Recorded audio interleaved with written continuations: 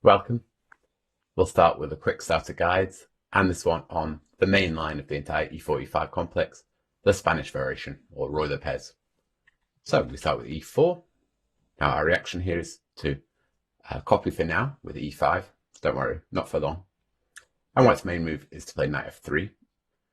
The pawn on e5 is somewhat attacked, and white is also perhaps preparing to play d4 and simply developing their kingside pieces. Now we're going to defend this pawn with knight c6. And white's big choices really occur here. In this chapter, we'll look at the main line, the Spanish, with bishop b5. The other main tries are d4, the Scotch version, which we'll look at in the next video, and bishop c4, the Italian or gioco piano, which will be in the next one. Then we'll consider all the white's other options in the final quick starter guide. For example, the four knights with knight c3, and the Vienna, where white omits playing knight f3, the King's Gambit and Danish Gambit, and all these things. But don't worry, we'll be happy to see all of them. But the first question for white really is where this bishop should go from f1. It looks more natural to put on c4, the Italian. There's a huge debate about which is the correct square. Here white puts pressure on the pawn on f7, but there are really two downsides. First, after knight f6, we are properly threatening to take this pawn in e4, because we'll be able to support it with b5, gaining a tempo on this bishop.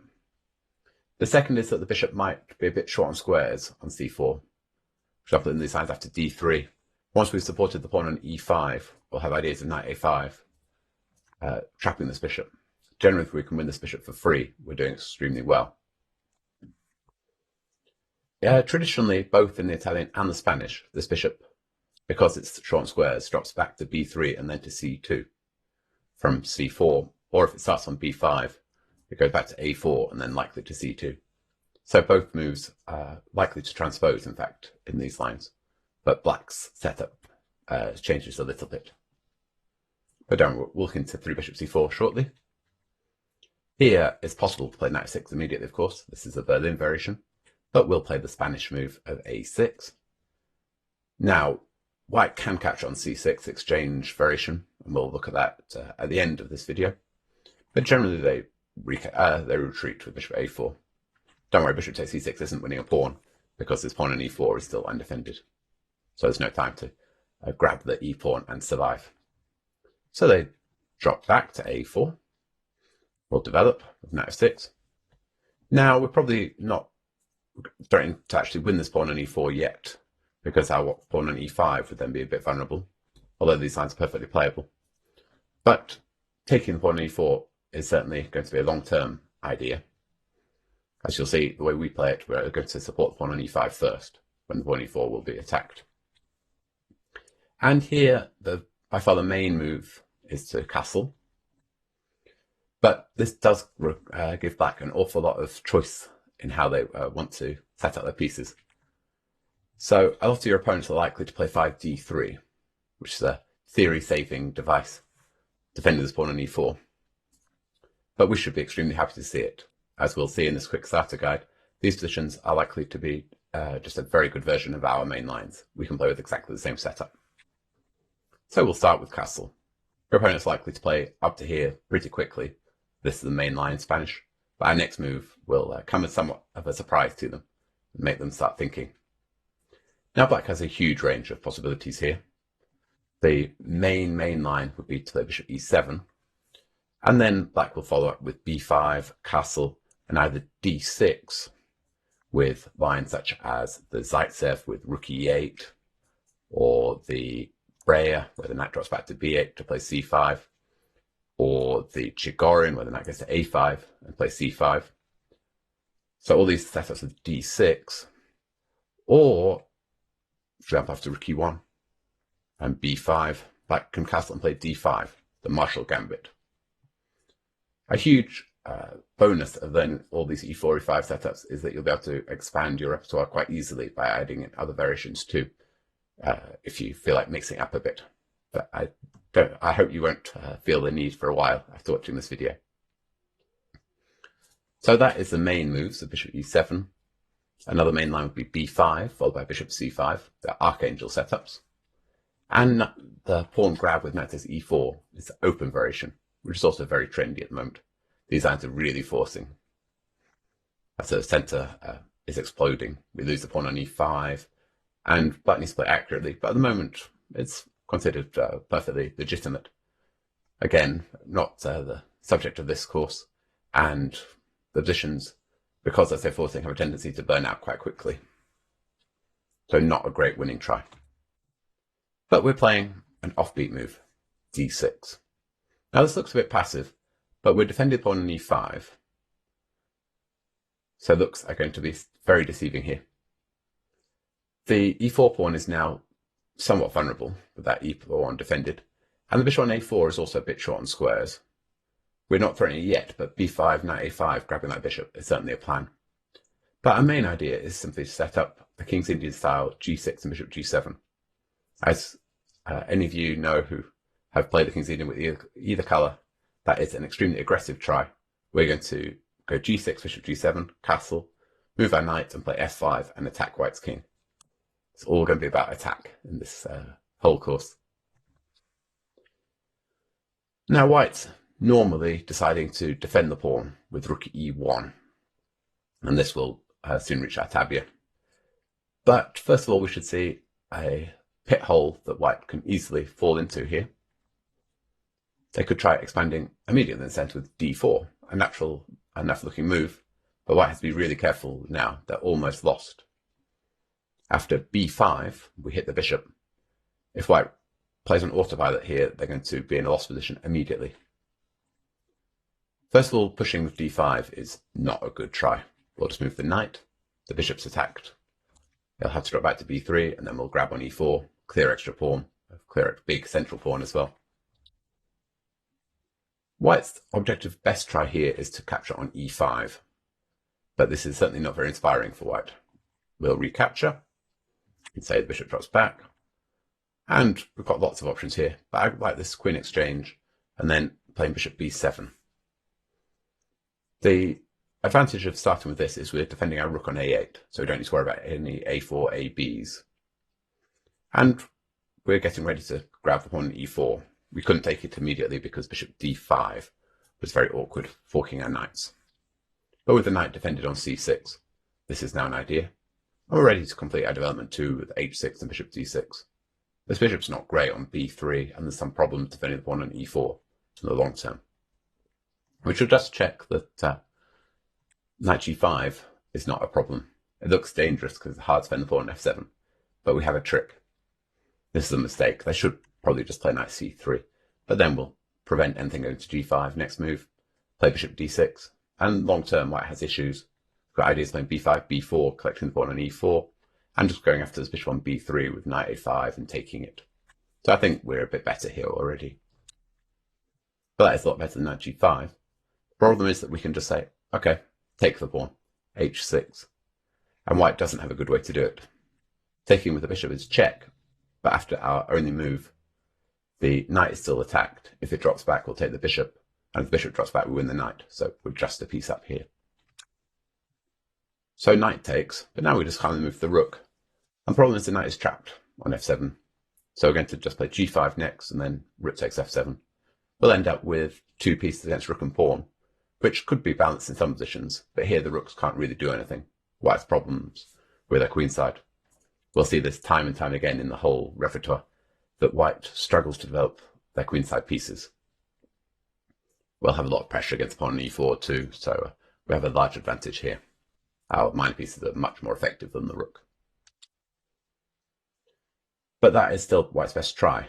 The issue is that just retreating. I can imagine a lot of people playing these moves sort of on autopilot without considering what's going on. Then we can capture. Now that we've actually more or less won a pawn here.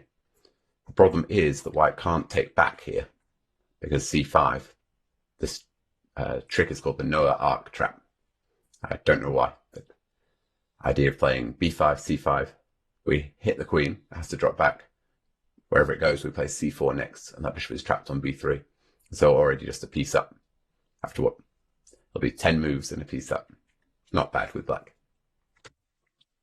So white's best is probably to sacrifice a pawn with c3 or something, but we can take and develop our pieces with bishop e7 and castle. In a very base case scenario for white, they might get enough these active pieces for something resembling equality, but they have no pressure on us. There's no attack, and we are a pawn up with a solid position. So it's only good news for us. a4 is a more active try. At least now the bishop's not being trapped on b3. It can retreat. But the problem is that after rook b8, take, okay, material is level, but it's still going to be really unpleasant when we play c4. The bishop stays on the board on a2, but other than that, it's not doing anything. Our pawn's going to block it out of the game, and we can just develop with a very pleasant position once again. White's queenside pieces are very congested. So d4 is very natural, but a big mistake. But if your opponent's surprised, I can imagine it appearing.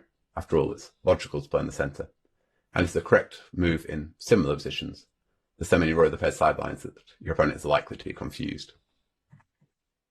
So they should play rook e1, defend the pawn on e4, and now we need to remember an important move. What we want to do is play g6, but we shouldn't rush.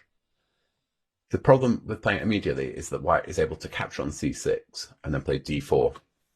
With the rook on e1, the e-pawn is defended and also has nasty threats down to our king.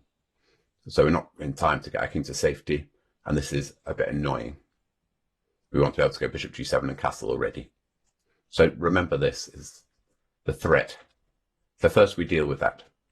And we do that by playing bishop d7. Now we can recapture on c6 with the bishop when we're attacking the pawn on e4. So there's no issues there. We'll be in time to develop our pieces happily. So your opponent is likely to play c3.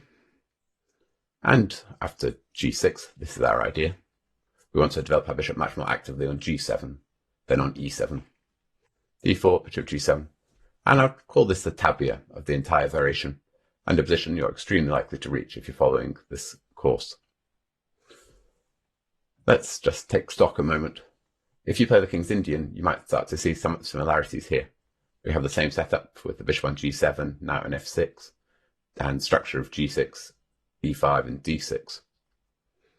As we'll see, this is a much improved version of a King's Indian if white pushes with d5.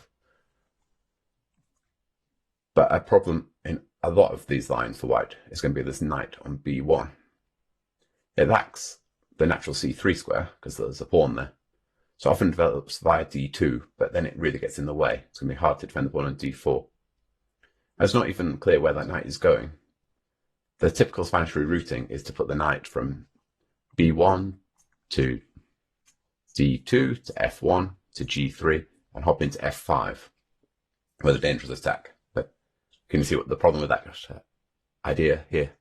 The knight can get to g3 fine, but then it's unclear what it's doing.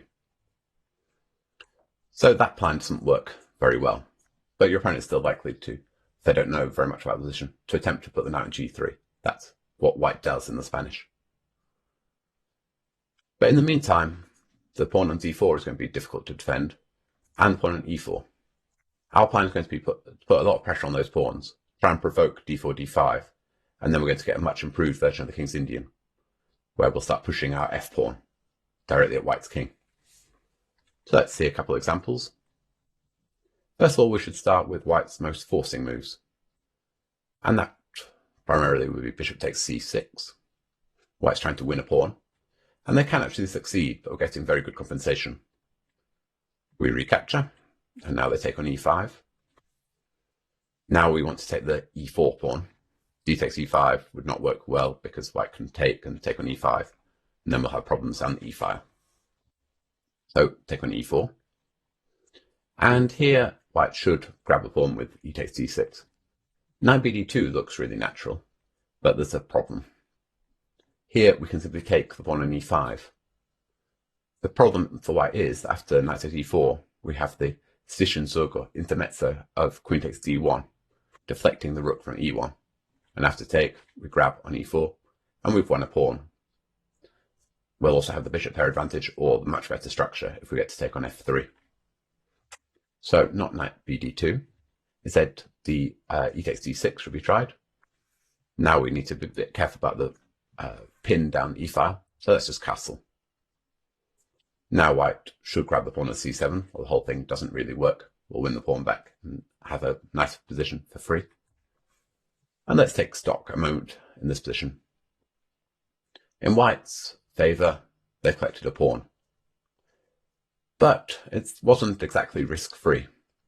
We've got the bishop pair, much better development, nice knight on e4, our rooks are swinging into the centre. The light squares are also ours. It was a big concession to go out the bishops and then put the pawn on c3. This pawn would be so much better back on c2. As it is, the knight on b1 struggles to develop, and we have a big potential outpost on d3 for our knight. The bishops are also well placed, particularly one on c6 pointing at white's king. And we have ideas if the knight moves from f3, putting the other bishop on e5. Suddenly we'll have a lot of attackers at white's rather naked king. For example, knight d4 is played here. After bishop e5, it's very difficult to defend.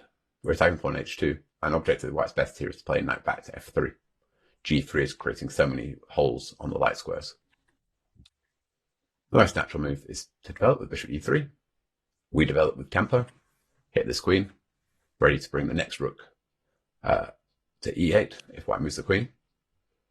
And if they go knight d2, now is a good time to capture. The problem for white is they have to go very passive here with the suboptimal knight takes d2. Taking with the bishop would allow us to take on f3, and here white has to wreck their structure and their king's safety, and take with a pawn because queen takes drops the bishop. So they take with the knight, and we simply complete our development. So we've got all our pieces are beautiful now. White is rather passive, solid enough, but again this pawn on c3 is a problem. One idea is bishop e5, just attacking pawn h2 again, which is not very easy to defend. And another is a useful plan that Fabian Caruana tried after the queen moved. The most natural move to get out of the pin. Queen d7. Stronger than I played queen e5 in a blitz game, but this is a much stronger idea. Our first threat is to take on e3, taking away the defender of the knight on d2. After it's taken, we'll take on d2 and add two bishops on an open board, overwhelming favourites against the rook and pawn. Other ideas are to go queen g4, attacking the pawn on g2 to provoke a weakness, or simply grabbing space with h5, h4. I think we have fantastic compensation. Maxime Vacher-de-Grave played rook d1, defending the knight, but now queen d5 for g2 and a2 pawns, and regain the pawn immediately. Attacking with queen g4 also looks like fun to me. At queen d5, block and collect the pawn. And white has at least managed to develop their pieces sensibly too here, but we've regained the pawn and we have absolutely no concerns. But this is white's greedy pawn grab by taking on c6 and then e5. If they take on e5 first, again we should just be careful and take with the knight. Taking with the pawn would go back into this line that we were avoiding, where white is able to collect the pawn because of the pressure down the e-file. In general, we're happy to take with the knight. As we'll see in the Spanish and Italian, the knight on c6 is often our worst minor piece, so if we can get rid of it, especially to exchange it for white's knight, we're very happy. Then we can expand on the queen side much more easily, and we have better control of the d5 square. So this is probably white's most tedious way of approaching our line. They're exchanging everything. And objectively the position is equal, but it's very easy for us to outplay a weaker opponent. Again, this pawn on c3 is a real nuisance for white. For example, after all the exchanges. Once you start exchanging, you can't stop, right? Like Pringles. And I think the position is just unpleasant for white. Probably they can hold with best play, but we have ideas of hopping the knight into d3. White will probably stop it with bishop e3, but then we'll castle queenside or play f5 first.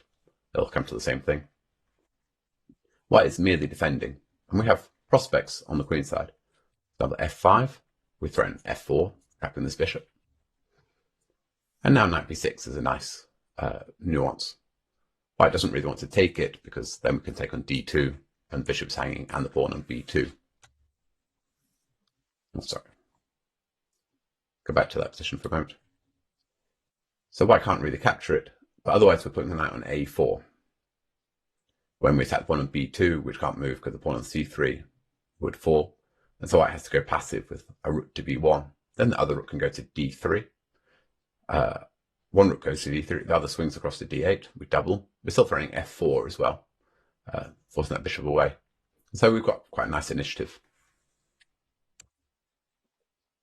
So DE tedious, but we still have good winning chances and very unpleasant to play as white.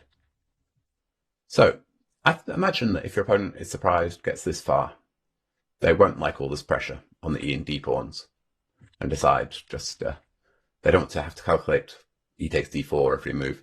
So let's just push in the center with D5. Now time to consider how this would compare to a King's Indian. Our position is very similar. We played the sort of random A6, which wouldn't be a usual move in the King's Indian, and maybe we played Bishop D7 a touch too early. But white has played a couple of things that they definitely don't want. This pawn on C3 is just a real nuisance. That knight wants a C3 square, so they'll probably have to go C3, C4, simply losing a tempo. So that's one tempo gone, which maybe counteracts A6. Although A6, as we'll see, is useful, but we'll actually be able to counter with B5. Secondly, this bishop on A4. White spent 2 tempies put it there, but it would be much better back on D3, where it helps fight against the F7, F5 break. So I think this is a much improved version. The one thing that we have to bear in mind is that with these light square bishops exchanged, our pawn storms, King's Indian style, aren't quite as effective. We have no bishop to sacrifice on H3 when the position gets blocked up. Therefore, we probably won't rush playing F5 to F4. We'll leave the pawn in F5 and just keep maximum tension in the center. And we'll see various ideas of how we're going to increase our attack there. But basically, lots of pressure on the pawn on E4. We can also play C6 and put lots of pressure on the pawn on D5 too. There'll be another plan of exchanging on E4 and playing H5, H4, creating weaknesses, or hopping the knight into G4 or H5 to F4. So we'll still have a lot of attacking tries in the setup. First of all, white could keep the bishop, but it looks rather odd. And here we could just castle, the normal move, but I quite like B5. Here I don't think that white has a better move than playing C4 because this knight is so bad. And this position will be covered by white, starting with C4 and then B5.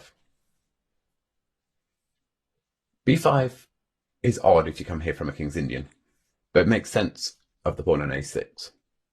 Also, if you are a King's Indian player, you'll know that white's, or you play D4 as white, you'll know that C4, C5 is a key idea, trying to crash through on the queen side. By playing B5, we're preventing it. We're trying to get rid of this pawn on C4. Also, gaining some time on this bishop on A4. And we're saying that actually, if you're not going to exchange bishops, we have the better bishop over on D7. Now, white doesn't want to exchange on B5. Then they have no play over on the queen side. And we'll castle, play H6 to support the G5 square, move our knight and play F5. A plan we'll see quite a lot of in this course. So white probably should drop back to defend the pawn. It's a horribly ugly square for the bishop, but at least it does defend the pawn. If we go back to C2, we can grab on C4. This will slow white's queenside play down because they've got no C4, C5 breaks, so they struggle to get anywhere. So bishop B3 and castle. Now we're ready to fight for control of the center. Because we're so much quicker than a typical King's Indian, we're ready to play BC and C6 when white's center will collapse. So white's best try is probably to play C5 here. Now we can take it, but white's idea is that E5 pawn is hanging, but this position is incredibly murky. I think the agent thinks it's about balanced, and I wasn't sure how to assess it at all. On the one hand, we've given white a big center, but we've got a fantastic bishop, and the knight hopping to D6. So it's just extremely double-edged. There's no reason to switch away from a typical King's Indian structure with bishop G4. Now we are threatening to take this pawn on C5. Now I don't think white wants to exchange. This is a bit too early. White wants this C5 break, but only to try and challenge the weakness on D6. Here they're not in time. We'll play knight D7 and then break with F5. There's no way past up onto B5 and D6. Now D7 can hop into C5. there'll be a lot of pressure on this pawn in e4. So white plays c6 and grabs maximum space, and battle lines are drawn. Time for us to start attacking over on the king side. Knight h5, the knight's ready to hop into f4 at some point, but f7, f5 is likely to be our next move, attacking this the base of the pawn chain on e4. The bishop on b3 is doing absolutely nothing here. It's blocked in by its own pawns. It's going to be quite difficult for white to get anywhere on the queen side. So white tends to exchange, and here we could recapture with either queen or knight, but I prefer the knight. This is the typical King's Indian move after all, moving the knight away from the f-pawn. We're getting ready to play f7, f5. We'll probably start by playing h6, just because we don't want to allow knight g5 to e6. This is especially with the light square bishops exchanged, this is a very dangerous idea. We don't want to give them that outpost. So we'll waste a tempo with h6, just make sure that's not a concern, and then play f5 and start our kingside attack. The knight is quite useful on d7 too, fighting for control of the c5 square. Now white's basically got two plans here. The most commonly played one is bishop e3, getting ready to play the knight back to d2 and play f3, sort of typical King's Indian format for white. That keeps maximum control of the e4 pawn and looks to attack on the queen side, fighting for control of the c5 square. White could also push immediately with c4. So they've lost the tempo, but at least this knight will be able to develop to a more active spot. h6, we're ready to play f5 without allowing knight g5. And Magnus Carlsen actually had this position and chose to castle against Jonas Bier, which you can check out in the model games. I think it's slightly more accurate to just play f5 and get on with it. We don't need to spend this tempo yet on castling. Say b4, white's thematic play. And here, a useful antidote to white's attack is to play a5. We do this at a point where white is obliged to move the pawn on b4 or allow us to exchange. The move that they would really want to play is a3 to keep control of the c5 square. The problem is that we can take, and that rook was hanging on a1. So white isn't in time to maintain a pawn on b4. So they capture. And here I think we've got a very decent looking King's Indian. We've got, it's sort of bayonet-like with b4, a5, but we have complete control of the c5 square. We can play b6 too. White's not getting anywhere over there. And we'll castle and play knight f6, putting pressure on the pawn on e4. And we'll have just a lot of flexibility. White's going to be forced to defend this pawn on e4. And so won't be able to activate their pieces at all. Meanwhile, after some knight d2, for example, to defend the pawn, we'll have ideas of playing h5 and bishop h6, bringing our final piece back into the game, or h5s and knight g4s. So say bishop e3. Now let's be consistent with h6 and prepare f5. There are a few options here. f5 immediately might be possible, but I really wouldn't recommend it. After knight g5, white's trying to hop in, and you can stop with knight f8, and then white can open things up with f4 towards our king. I analysed this, and I think it's playable, but it's very murky, and white's getting some initiative.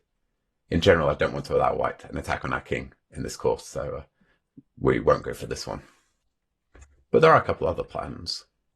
One weird one is the undeveloping knight g8, recommended by Pavlovich and played once by Magnus Carlsen. The idea is that with the centre closed, our bishop on g7 has fulfilled its purpose. It's blocked in by the pawn on e5, and so we're extremely happy to exchange it. So I'll play bishop h6 to get rid of these bishops. While the centre was open, this was a fantastic bishop. Once I played d5, we're happy to exchange it. It's a general rule of thumb. That is interesting. Simply castling with the same plan of king h8, knight g8, and bishop h6 is also an interesting plan. But I think h6 is the most direct. We control the g5 square and we're ready to play f5. This is white's plan, and played exclusively. If they don't play it, then f5 is going to be a pain. They can't react to knight d2 with it. For example, this position, after we have knight d2, f5, we threaten to play f4. So white needed to play knight d2 first. Another plan that's been tried here is bishop f6, played once by the legendary grandmaster and coach Artur Yusupov. again, the same plan to exchange these bishops. We saw knight g8, bishop h6, this time bishop f6, bishop g5. And we'll borrow Artur's plan, but let's play f5 first. So f4 is a threat, so f3 is the move. And here, let's follow Artur's style with bishop f6. Now, as white has just put all their pawns on light squares, f3, e4, d5, and the other one going to c4, surely to let the knight on b1 into the game, then they're very happy to have a dark square bishop. Likewise, we want to put our pawns on dark squares, and so we want to exchange our dark square bishops. So we're getting ready to exchange them, either on g5, or annoy white by playing bishop h4, hitting the rook. If the rook then moves, we'll play f4, forcing the exchange. But white doesn't really want to play g3, because that's a big weakness in front of their king. And then we'll hop back to g5. So white probably stops it with bishop f2. And here I've got another option. Let's just castle. We could also start by playing bishop g5. It'll come to the same thing. We'll castle and play bishop g5. Next move. White plays c4. I think this is the only sensible way of getting this knight on b1 to do anything. And bishop g5. And in the main body, I offer two possible plans here. Here, we'll look at black maintaining the tension with b6. I'll mention that another very interesting plan, played quite a bit in correspondence, is king h7, a very subtle waiting move. The idea is that we're going to take the knight on d2 and then play f4, closing it, and then pawn stall. The king is more usefully placed on h7 than g8, because now we can access the g file with some rook g8. So we're trying to gain a tempo. But playing the immediate bishop takes c2 is also interesting. This is your idea. In fact, what's very likely to happen is after we take and play f4, start a pawn storm, white's going to have to run their king fast into the center with king f1, king e2, king d1, king c2. And then it's extremely likely to get very blocked up. At least that's been the course of the correspondence games and some technical draw. But it's an interesting plan and seems perfectly playable. But for now, we'll look at maintaining the tension with b6. It's always useful to fight for control of the c5 square. Here, white's plan, if they can manage it, is to go c5 and knight c4, try and attack up on d6. So by playing b6, we say, no thank you. We're not giving you your play. And let's follow Karyakin against Hasekhiran from the World Cup in 2013. Karyakin played b4. He wants to play c5. And again, it's all about the fight for this c5 square. And the Indian played knight f6, which is fine too, but this allowed white their plan at least of ploughing on the queen side. I would prefer to play a5, the same reaction we saw a couple of lines ago. White would love to maintain the pawn on b4, but they can't. The problem is that a3 once again drops this knight to the exchange and taking the knight on d2. So white's overworked. So these plans with d5 are, I think, extremely likely to appear on the board, but we should be very happy to see them too. It's a bad version of a King's Indian classical Mar del Plata for white. And I don't think you should be concerned if you don't play the King's Indian either. It's an extremely good version. Another natural looking move, and maybe the most natural, is bishop e3. Okay, easy development, defending the pawn on d4, getting ready to develop the knight to d2. But there's one rather big problem. Yep, that pawn is now hanging. Knight takes e4. Now white can win the pawn back, but it's going to take them quite some time. Need de. If they start with bishop c2, it'll come to the same thing when we drop back. d5, knight e5. de, we capture. Now if white tries to discover bishop move, either bishop f4 or bishop d4, then we'll play f5, just defending our knight on e4. So the best try is bishop c2. Now f5 is a bit loose because white can capture on e4. So we'll just drop back and exchange. And here white should just utilize this pin to regain the pawn on e5. But we have absolutely no concerns, just a bit ahead in development. Bishop c5 is tempting, trying to stop us castling. But the problem is bishop e6 is a very simple antidote. We block the attack down the e-file and we're ready to kick this bishop away with queen d5 or knight d7. And we're just a pawn up. So bishop e3 is not great. But white has quite a lot of problems with the bishop on c1. So as you see, it can't go to e3 yet, and as we'll see in this course, e3 generally isn't a good square for that bishop anyway. It's getting in the line of fire to knight g4s and f5, f4s. So white might try going to g5, but this isn't a great square either. Build castle. We could also start by playing h6, kicking the bishop back directly. And we'll look at knight bd2 here. h3 we'll look at in a moment, with white starting with h3 and then playing bishop g5. So we hit the bishop, and there's not a good square for this bishop really. Going back to e3, we can just go after it with knight g4. We're always happy with this exchange on f6. We can recapture either way, bishop or the queen, and this dark square bishop was a valuable piece for white. They can't get away with just exchanging it. We'll just get ready, put a lot of pressure on pawn on d4.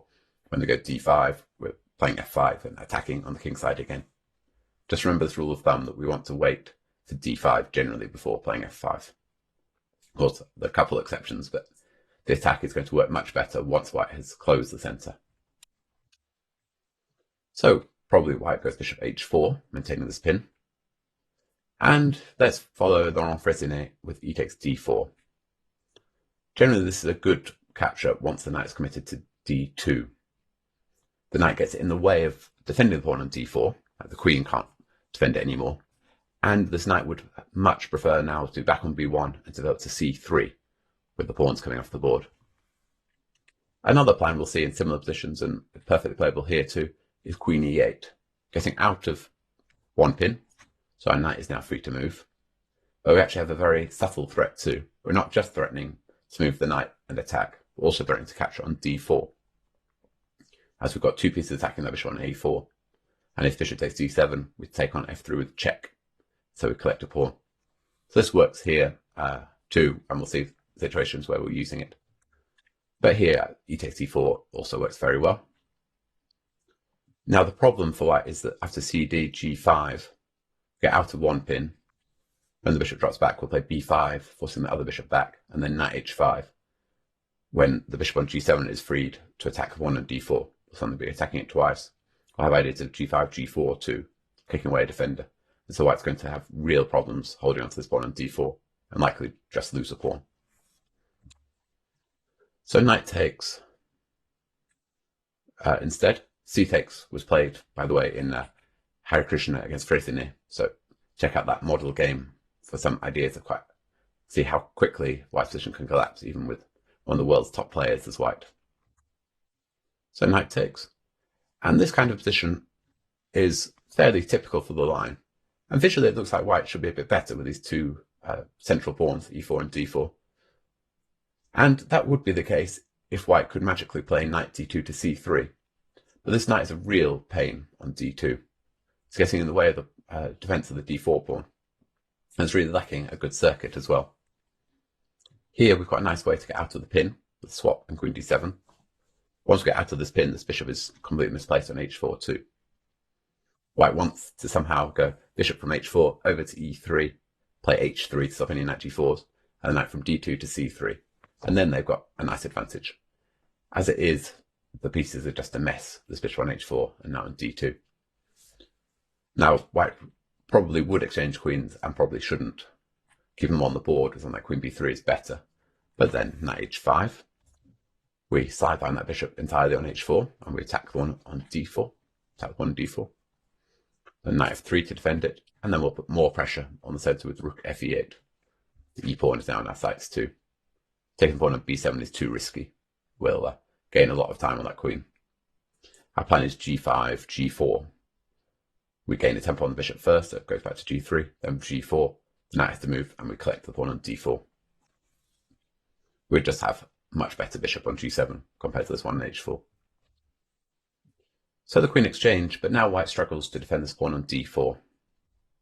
If they go with knight f3, again we've got the plan of g5, hitting the bishop, and then g4, hitting the knight, and then just win the pawn on d4. And if they defend it the other way, we'll go a5, and throw an a4 to kick this knight away. White could play a4, but then we even have plans of rook a6 to b6, forcing that knight away. White's position is very precarious, and again this bishop on h4 is doing nothing. So bishop g5 is another common move that you're likely to encounter, and another one that we should be extremely happy to see.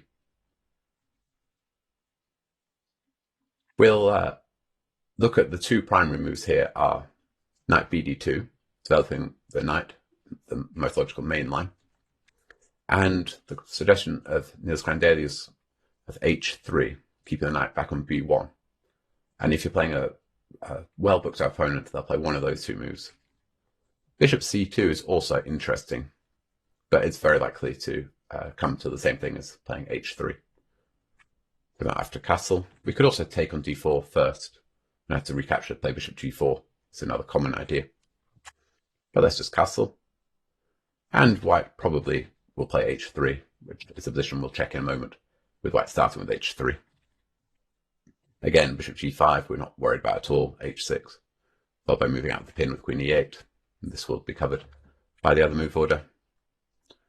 Or knight d2, but now this rule of thumb that will be, I think, useful, and we'll see a lot of. Once white has played that knight to d2, we take on d4. We generally don't want to play it while the knight is on b1 unless we've got a concrete follow-up. But now this pawn on d4 is going to be difficult to defend, as the knight is in the way, and the knight can't magically get back, or at least it would far prefer to be back on b1 to go to c3. So weak pawn on d4, misplaced knight. Now we have two ways to attack this pawn generally on d4. This time we should go knight h5 to hit it as a move order. Although at the time we want to play bishop g4 and use this pin to threaten knight takes d4, but you shouldn't do it while the knight is still on d2, because h3. The problem is that when we take, white can recapture the knight. Suddenly all their problems are resolved. That problem knight is strong on f3 and pawn on d4 is defended. So not bishop g4 yet. Not when white can simply kick it and then recapture. But knight h5 attacks this pawn on d4. And then once the knight moves, say knight b3, to defend pawn on d4, now it's the right time, because white can't recapture on f3 with the knight anymore. So we're just increasing the pressure by adding this pin, with removing one defender from the d4 pawn. We also have ideas of taking on f3, when white will have to take with the g pawn, because if they take with the queen, the d4 pawn hangs. So let's say they defend it with bishop e3. And here we've got a nice multi-purpose move of knight b4. In general, we're very happy to get rid of white's light square bishop. We're also threatening to take on f3 now, when the queen on d1 is tied to defense of the bishop on c2, so they have to damage their structure with gf. This structure, when we take on f3 and g takes, is quite interesting.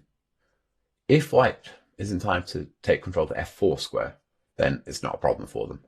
They can play some f3, f4. But here we'll be in time to play queen h4, knight f4. If we have the f4 square, it's very dangerous for black. Very dangerous for white. Their king is very vulnerable. We've got mating threats, and also just a very nice hold on the position. So white would probably not allow us to either exchange on c2 or f3. And now we can get this bishop on g7 into the limelight with c5. Putting further pressure on the pawn on d4, it can't move because the pawn on b2 is hanging.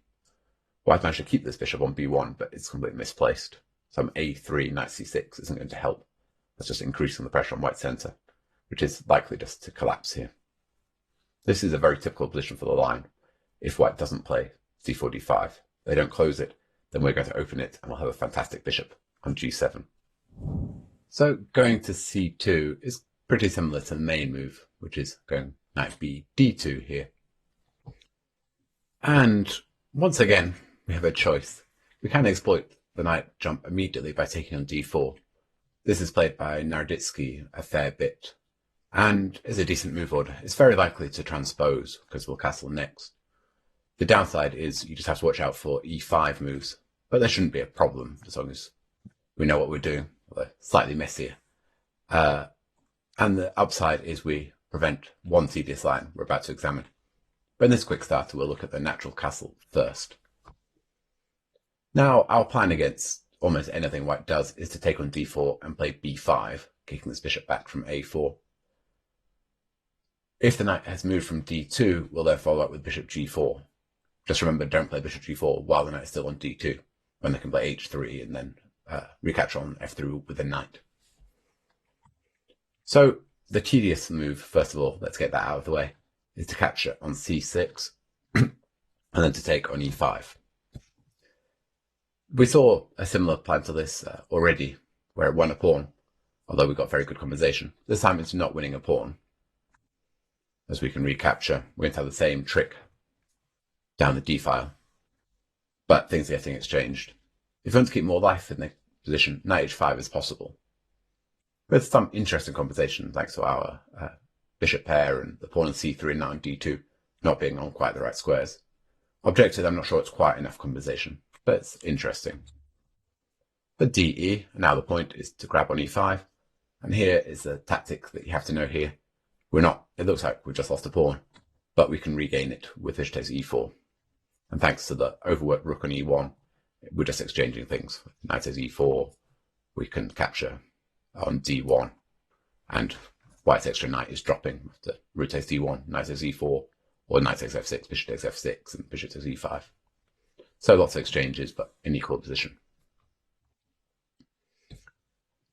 So that is the tedious one, but probably they go knight f1 and continue their plan.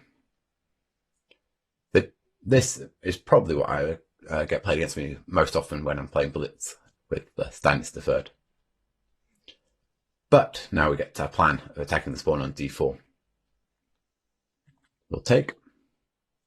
This is by far White's most logical way of playing the position. If they don't know any theory, the point of the Spanish is to bring this knight round to g3. It supports the pawn on e4, and it attacks with knight f5s. The problem, of course, here is that knight f5 isn't attacking because our pawn on g6 is defending it.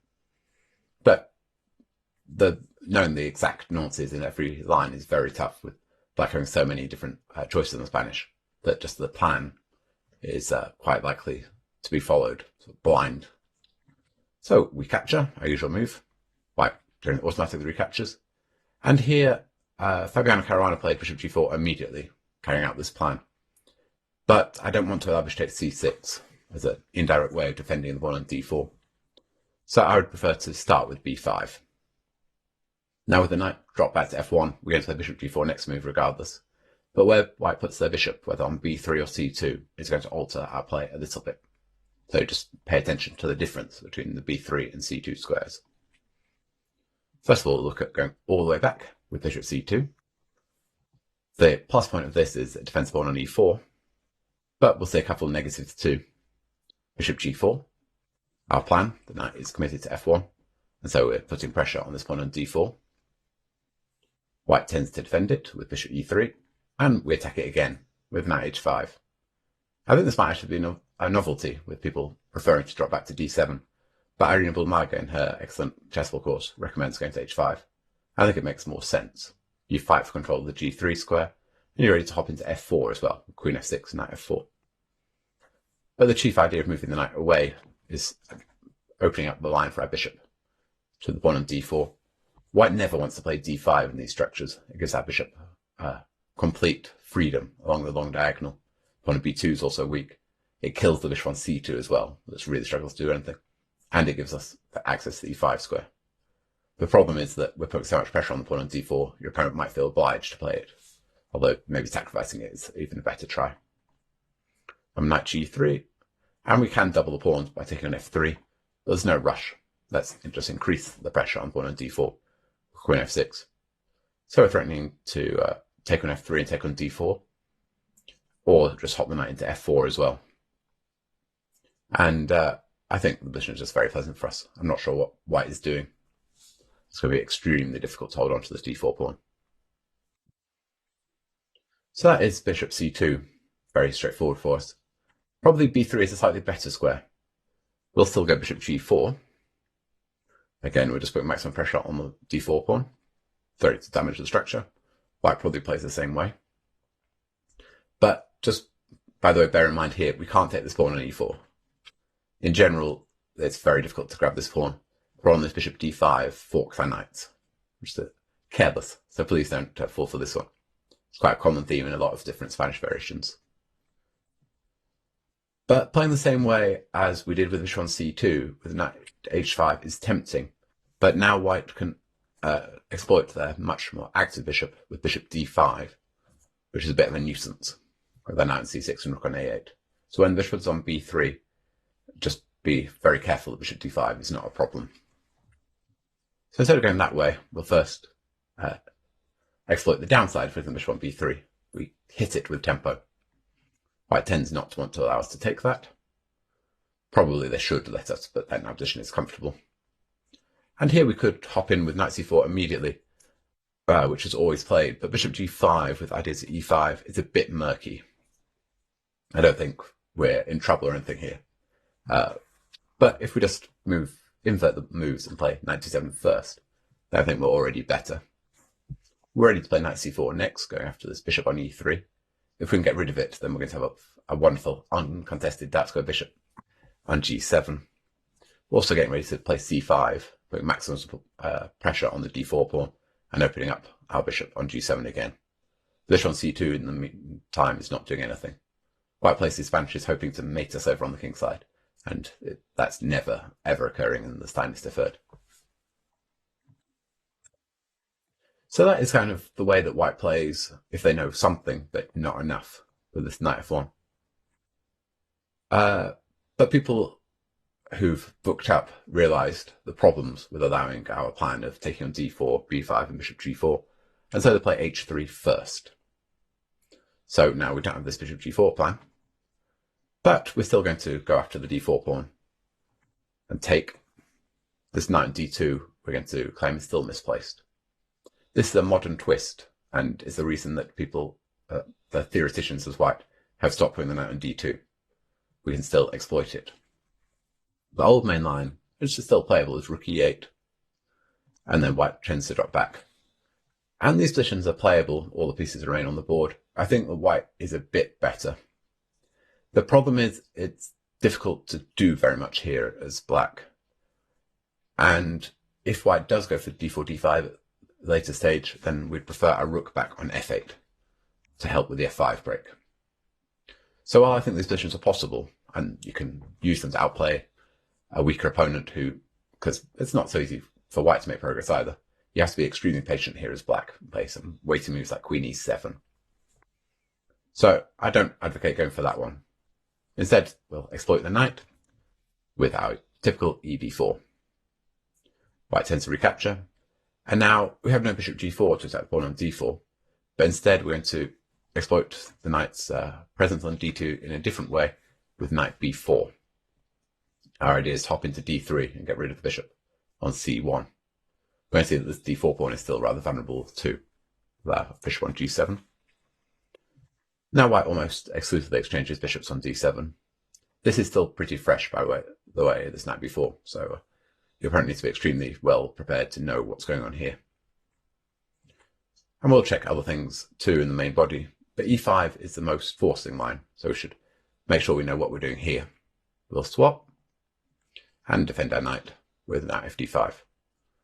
We'll renew the idea of playing knight d3. Another plan will be to play a5, just cementing the knight on b4 and allowing the other knight to move. So knight back to b6, take the queen. And taking on e5 is also going to be an idea.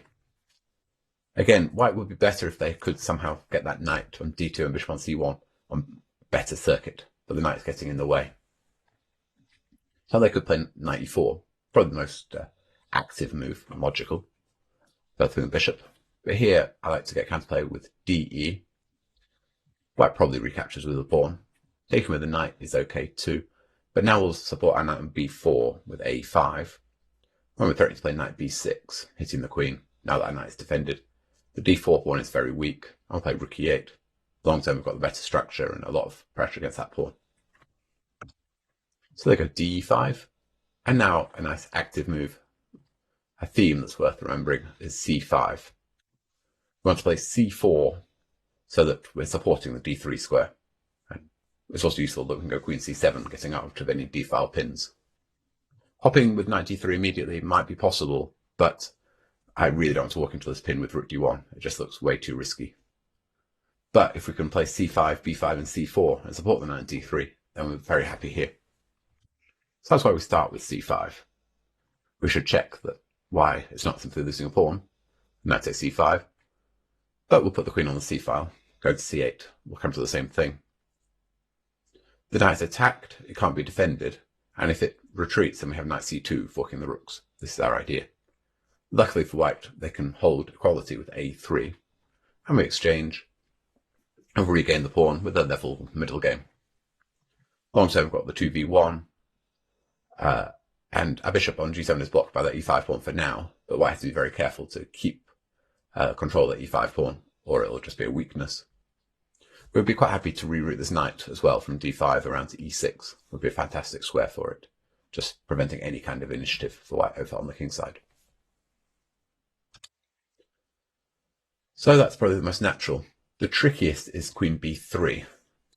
White is threatening to play a3, embarrassing our knights. The knight on b4 can't move because it's defending its brethren on d5, and ditto, the knight on d5 can't move because the knight on b4 is hanging. But we have a tactical defense. We play a5. We're defending one knight, so the knight d5 would be free to move now. We're also ready to kick the queen away with a4. Again, it's going to come down to these awkward rooks on e1 and a1. But we can't move the knight from b4 because it drops to the other knight, so we plow on. Now, the only logical move would be queen c4. White needs to keep an eye on our knight on d5. If run back to d1 would allow us to hop in with knight d3. And here, time for another deflection with b5. This is a key idea. The point is that the queen is now forced away from the defense of the c2 square. Queen takes b5, and knight c2, forking the rooks. And we have an interesting position here, where the exchange for a pawn up, a knight is cut off in the corner at the moment, but it can always get back via b3 if necessary. So in the worst case, there'll be exchange of 2 pawns and rough material equality. And it's going to take white a while to manage that. In the meantime, we threaten d5 and queen d7, rook fb8. It's a good active plan as well. So I think we're doing extremely well here. Again, white's pieces aren't coordinating particularly well. So white tends to capture. Now I once took with the knight in a blitz game, but this is inaccurate because after knight b3, white's holding onto their centre quite well.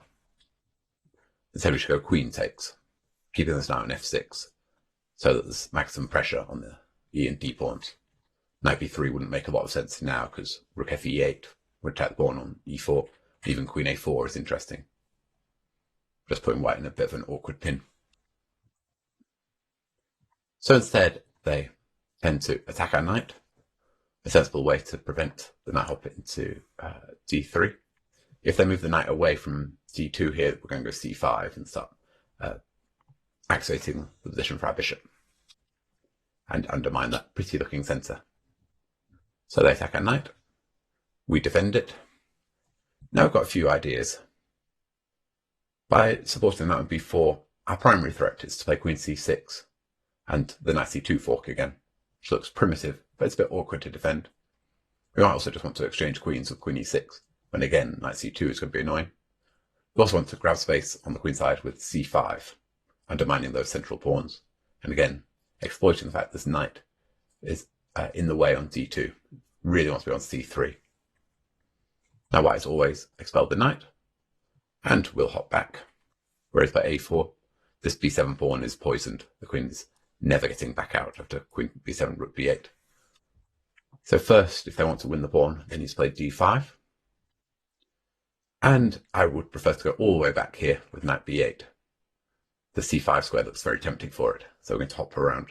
It might be possible to go to a7 too, but the knight is a bit misplaced here. These positions are complex. Knight b8 is a pawn sacrifice. White always takes it, but now we come back out. White has to be very careful about this queen. They've also made a big concession by pushing d5. We've got this wonderful bishop now on g7, which in turn means the pawn on b2 is weak and the bishop on c1. So with the knight going to c5, there'll be problems on e4 and b2.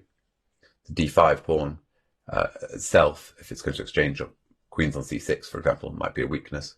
We'll put pressure down the b file. And white's still struggling to put those pieces on the right squares. The knight on d2 at least supports the b3 square, prevents us hopping into that outpost, but it's blocking the rest of white's army. This rook on a1 is playing no part. In over-the-board games, they've always dropped back. We'll gain another tempo on the queen.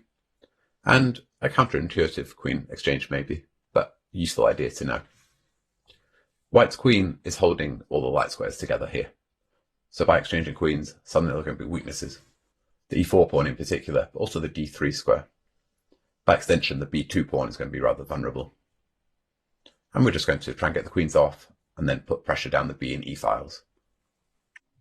White really needs to go e5. That pawn is falling. We're threatening to exchange queens and take.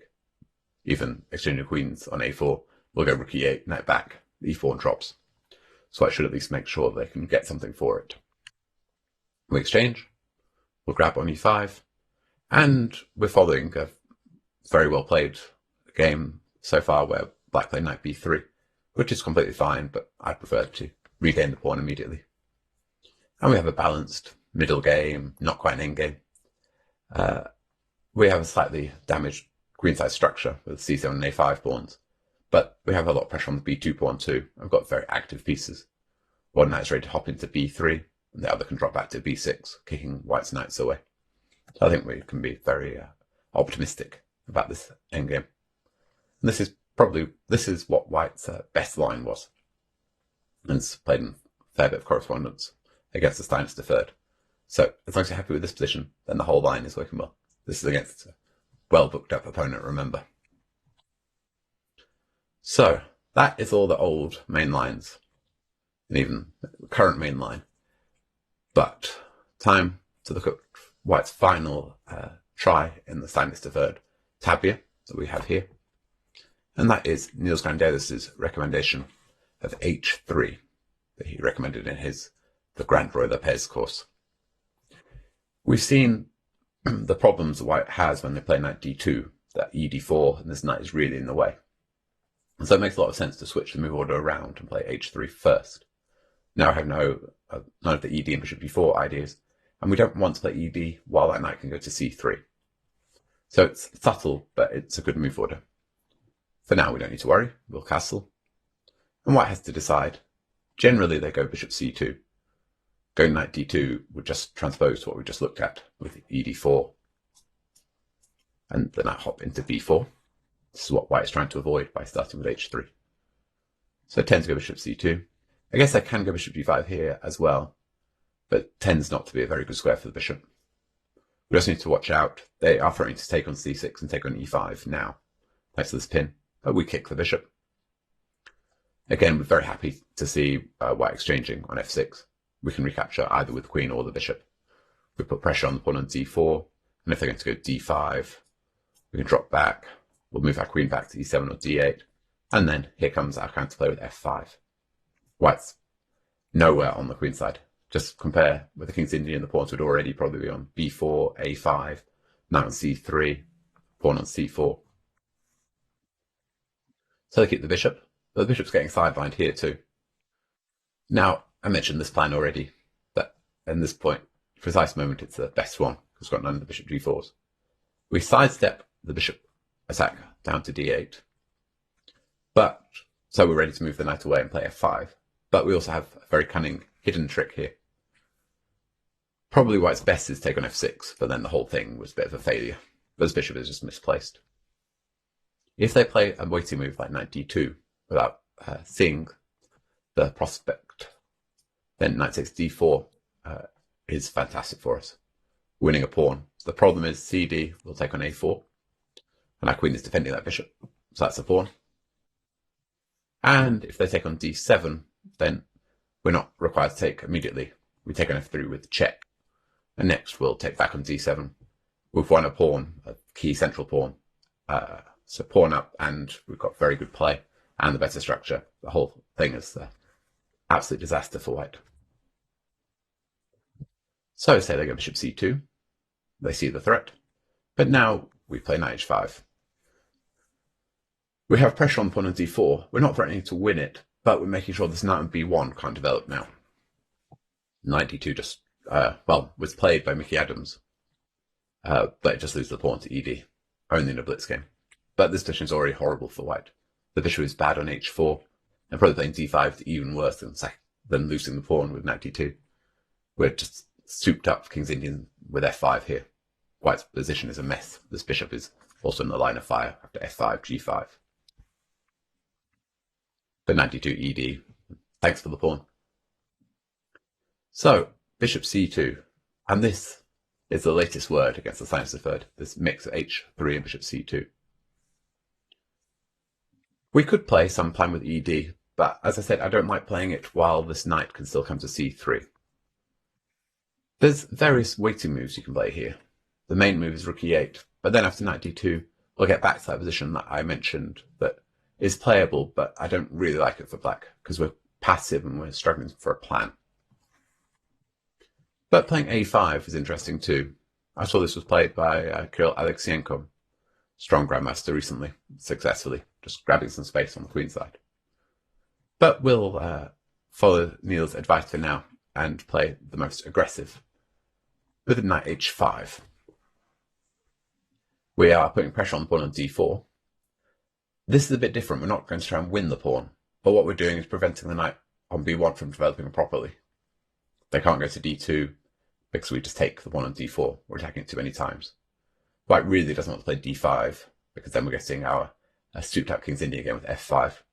I'm also saying pawn on h3 is going to be a weakness if we get a pawn storm rolling. It's a hook. When we go g5, g4, we immediately crash through. Now, I think this is probably White's best way of playing against the Sinus III, but it requires incredible subtlety here. White needs to keep absolute control because our play on the king side is just too easy otherwise. For example, bishop g5 was my own choice when I was surprised by this. The first time I saw knight h5 was when Nigel Short played it against me. I was on the white side. I thought I knew my stuff with h3, bishop c2, but knight h5 caught me off guard. So I played it, and it was also played against me by the strong Argentinian GM, Alan Pichot. But it's a bad move. Despite White scoring 2 out of 2 in those games, the bishop doesn't belong here. It's sort of natural to develop by attacking the queen. The problem is the queen really wants to be on e8 anyway, as we'll see in a moment. We'll play queen e8 on our own, so we're gaining a tempo here. The bishop's just on a very bad square on g5, and they probably should go back to e3 when we're simply a tempo up here. So let's look at the main move, bishop e3. Although I don't think it's best. Probably White should play some subtleties with a4 and attending knight a3. This is Neil's line, and we analyze it in depth in the main body. But it's incredibly rare still, and your opponent is going to have to be super well booked up to know a4. Bishop e3 is much more natural, but the problem is the bishop at least defends pawn on d4 here, but it's really in the way when we go f5, f4. We're going to gain a very valuable tempo. Now, we can't go f5 yet. The thing is that after the exchanges, and say d, knight takes e5, and White attacks our knight on h5, it's undefended, and so collects a pawn. This theme is worth remembering.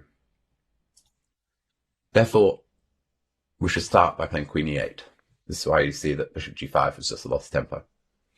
Now the queen is defending the knight. So after f5, we don't need to worry about this discovered move. We'll probably also need king h8 when the bishop's on e3. So you could start with king h8 too if you want. But I think queen e8 is the more natural move. White continues with the usual plan. And here, an important movement, an important moment in the game, important move, is king h8. We're now ready to play f5. Just remember that playing f5 when the center is fluid is risky, so you have to make sure everything is ready. And here is a point where f5 would be premature. We are defending the knight. After the exchanges, White has first the bishop c5, after rook f6, they can grab on e5. And we're in a few horrible pins. This pin down the e file combined with, after knight takes e5, bishop d4, attacking the knight, and we can't block with rook e6 because bishop b3 adds another pin. So with all these pins and a loose knight on h5, we're losing material here. So first, before you play f5, start with king h8. Now we are threatening f5. The primary reason being that in that line, there's no bishop b3 skewer, so we can go rook e6 to e7 and keep everything under control. Although even grandmasters half remember that in a couple of games that we'll see in the course, and sack the knight confidently on e5 to discover there's no follow-up, and we're simply a piece up. We'll look at Caruana's choice, make it the main line. The knight hops back to f1. I don't think it's particularly challenging. Here we go with f5. And f4 is a big threat. We gain a tempo on the bishop, and we also ask that knight on f1 what its business is. So I spent 2 tempi to go to f1, but with pawn f4 we're controlling g3 and e3. So where's that knight intending on going? The bishop is also a bit trapped on e3, but it has to go back to d2 or c1. And the bishop on c2 isn't even doing anything. So all white's minor pieces are just watching. Example d5 is common. Let's continue with f4. A nice intermezzo. Force that bishop to move. Say we'll capture again. And swing. And here our plan is either to exchange bishops with bishop f8 and then get ready for g5, or even just play g5 immediately. White has no counterplay. The knight on f1 would much prefer to be anywhere else. It's not doing anything. Bishop on c2 is doing nothing either. So we've got a very promising position.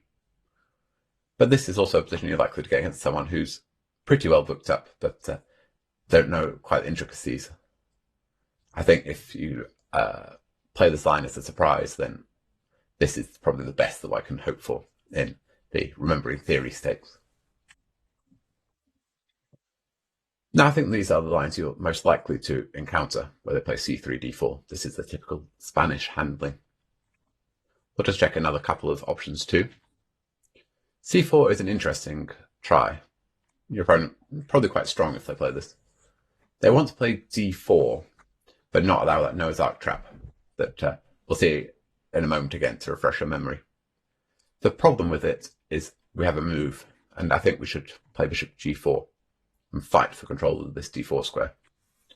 It's a big liability. This pawn can't move backwards after all to c3 now.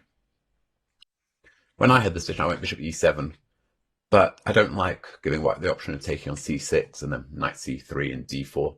It's playable, and probably almost equal, maybe even equal, but we're quite passive and lack good winning chances. So bishop g4 is much more ambitious. Our plan is going to be to drop the knight back to d7, and we're fighting for control of the d4 square. Whether we'll hop knight d4 directly or the other knight, c5 to e6, and get the d4 square. So white could try maximum space with d4. We break the pin, so threaten to win the pawn on d4. So white grabs even more space, but now we have a beautiful knight on d4. White's got issues on f3 as well. I'm ready to kick white back with b5, which does complete our development with bishop e7. And in some cases we might sack a pawn here for absolute control of the dark squares. But it's a very pleasant position, I think.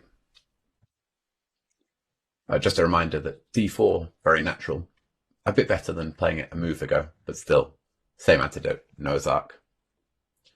And probably white should again throw and take on e5, because as bishop b3, we take, get ready for the c pawn. And remember that queen takes d4 is the blunder we're hoping for. c5, next c4, and that is a bishop. So maybe they try e5 to make something of this rook on e1, but we don't need to be worried. We'll take. Now if we're given time to castle the next move, we're just better. We still will have the plan of c5, c4, hitting this bishop. We're ahead in development. So they could try and pin us with queen e1, but we're not very worried. Okay, we'll just sidestep. We can't castle in more. That king is still safe enough, and we have a big extra pawn on d4. Next, we're ready to play bishop d6, expelling that rook, and then c5, c4. And if white tries to make a pawn sacrifice to open up their queen side, we'll just decline it. The knight on b1 really struggles to get into the game again. The typical broken record of when they play c2, c3. By extension, the rook on a1 is also lacking any open play at all. All those pieces hibernating.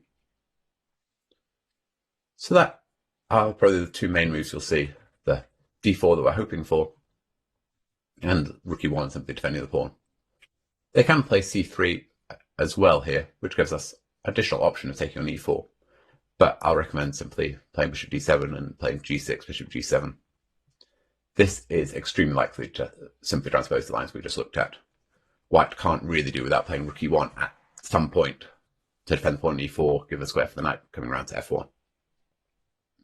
Possibly they can go d4, d5 and play the King's Indian style positions, where rook e1 being saved is an improvement, but we still have a very good King's Indian there. So I wouldn't worry for this quick starter. Don't worry, there's lots of analysis in the main body there as well. But a different attempt, and one that we should take seriously, is taking on c6. This looks very strange here, but I have to go into quite a lot of detail about this position because of the move order. We take, and White's main move here is d4. And just allow me a quick digression. The reason that this position is important is that had we played the Berlin with the knight f6 after d3, d6, castle, of course d3 is not obligatory, d6 is the second most common move, bishop c5 is the main line, a6, bishop takes c6, b takes c6, d4. This position should look rather similar. It's exactly the same. So by playing this, White has transposed to a Berlin line. Not the main Berlin line, but still quite theoretical. So should know our stuff. But I think it's unlikely to be reached by this move order. If White doesn't play d4 immediately, then we're basically going to be a tempo up. This position in the Berlin that we just looked at, White had already put the pawn on d3, and still there, the main line, the most critical, is considered to be to play d3, d4. So if they're not going to play d4 here, then we have a much better version, probably just a tempo up with that pawn still on d2. With the pawn on d3, this is Grandiolus's recommendation again in his Grand Royal Pez. But we're going to exploit the fact the pawn is still on d2 and play bishop g4. This is an important concept. We're going to make it as hard as possible to play d4, or at least force White into concessions to make it. So they can go d4 anyway, the most forcing. I think we should take, if you're a bit worried about the forcing nature of the position, knight d7 is possible too. I'm very happy with these positions when the pawn is on c3, but White is definitely gaining something by keeping the pawn on c2 here. Not just the tempo, but it's a much better structure. White's not weakened by d3 square, and the knight has more potential on b1. So we take, and White continues the ambitious try. They're allowing the structure to be wrecked with bishop takes f3, but they're taking everything on the e-file. e5, this is the most direct play, and we can take. And we have a funny position here. Both sides have damaged structures, but White's should be more relevant because it's in front of their own king with these doubled f-pawns. So White's hoping to make something of this pin down the e-file. And there are a few options, but I like queen d6 here. Another idea would be king f8 to go bishop d6. Now with queen d6, we're not really threatening to exchange queens. We're very happy if White does it on d6 and repairs our structure. But the main idea is that by having our queen defended, we're now ready to castle. Then if White takes on e7, we can play rook e8, skewering the queen. For example, if we just play a random developing move, say knight c3, we would castle. And the problem is, for White, we've not just blundered a bishop, because we'll put one of the rooks on e8. I don't think it matters which one. We attack the queen, and after queen takes e6, we can take on e1, check, this rook is undefended, and then we'll win the queen back. So this is our threat in that position. Sorry. Let's get back to it.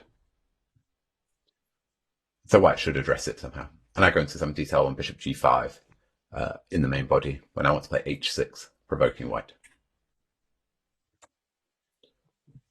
White is probably, if they're going to wait with rook e1, they probably don't want to play d4. So they might go for this. Now we're always happy to exchange our light square bishop in this structure because it's all about the fight for this d4 square. And one more accurate move required here. g6 is generally the structure we want, of course, but here it would be a rush because d4. This is always just the thing to watch out for, that White can't quickly open up the center. And the problem is we're not in time to get our king to safety and keep our structure because e4, e5 and the rook and queen are both in the attack. So first knight d7, we cement the e5 square and now ready to play g6 and bishop g7. And there are a few positions like this. We have double c-pawns that look a bit weak, but it's very difficult for white to attack them. And in fact, this pawn on c6 does a very good job of controlling the d5 square. We also have the b file for our rook, for some play there. And we've got the typical thing of, after g6, bishop g7 castle, of playing f7, f5 and attacking on the king side too. The double c-pawns would only really be a problem if white had a semi-open c-file to play down. But the pawn on c2 is blocking any major pieces attacking the c-pawn. So, d4, the Berlin transposition. Now care should be taken here. We're going to have two very similar positions. This one, and one where white has not castled but played knight c3 instead, which will come from the knight c3 Spanish. And I'm recommending we play differently against the two. So just be careful about this nuance. Here I want to capture. We could play knight d7. This is what we do with the knight c3. But I don't think it works so well here. The knight is much better on b1. It's got a plan of going to c4 via either a3 or d2. From c4, it attacks up on e5. It also threatens to jump into a5 and attacks the pawn on c6. Whereas, if you imagine this position with the knight c3, try and figure out how it will ever attack the pawn on e5. The best move is probably to go back to b1 to get the back ground again. There's also c4 is played against me by Arian Tari. That's a little bit unpleasant. So, when white is castled, and the knight's still on b1, we should take. As we'll see, if the knight's on c3 instead, we should play knight d7. So here, white has a choice of how to recapture this pawn. The most challenging is considered to be taken with the knight, gaining some time, hitting the pawn on c6. If queen takes, we'll just start developing with bishop e7. Now, clearly time is of the essence here. With the e-file already about to open with e4, e5, we don't have time, unfortunately, for our g6, bishop g7. So I have to go to e7. But don't worry, our plan in a while will be to move the knight from f6 and play bishop f6. So I'll get kind of pseudo-fianchetto anyway. So say white continues marching in the center. This is the only logical move. If white waits a move and allows us to castle first, then we'll be able to just sidestep here, move the knight. Here we can't, because if we move the knight after ed6, our g7 pawn is hanging. So we'll kick the queen away with c5. And white tends to choose d3, and now we'll capture. We could move the knight as well, but this is quite an interesting endgame.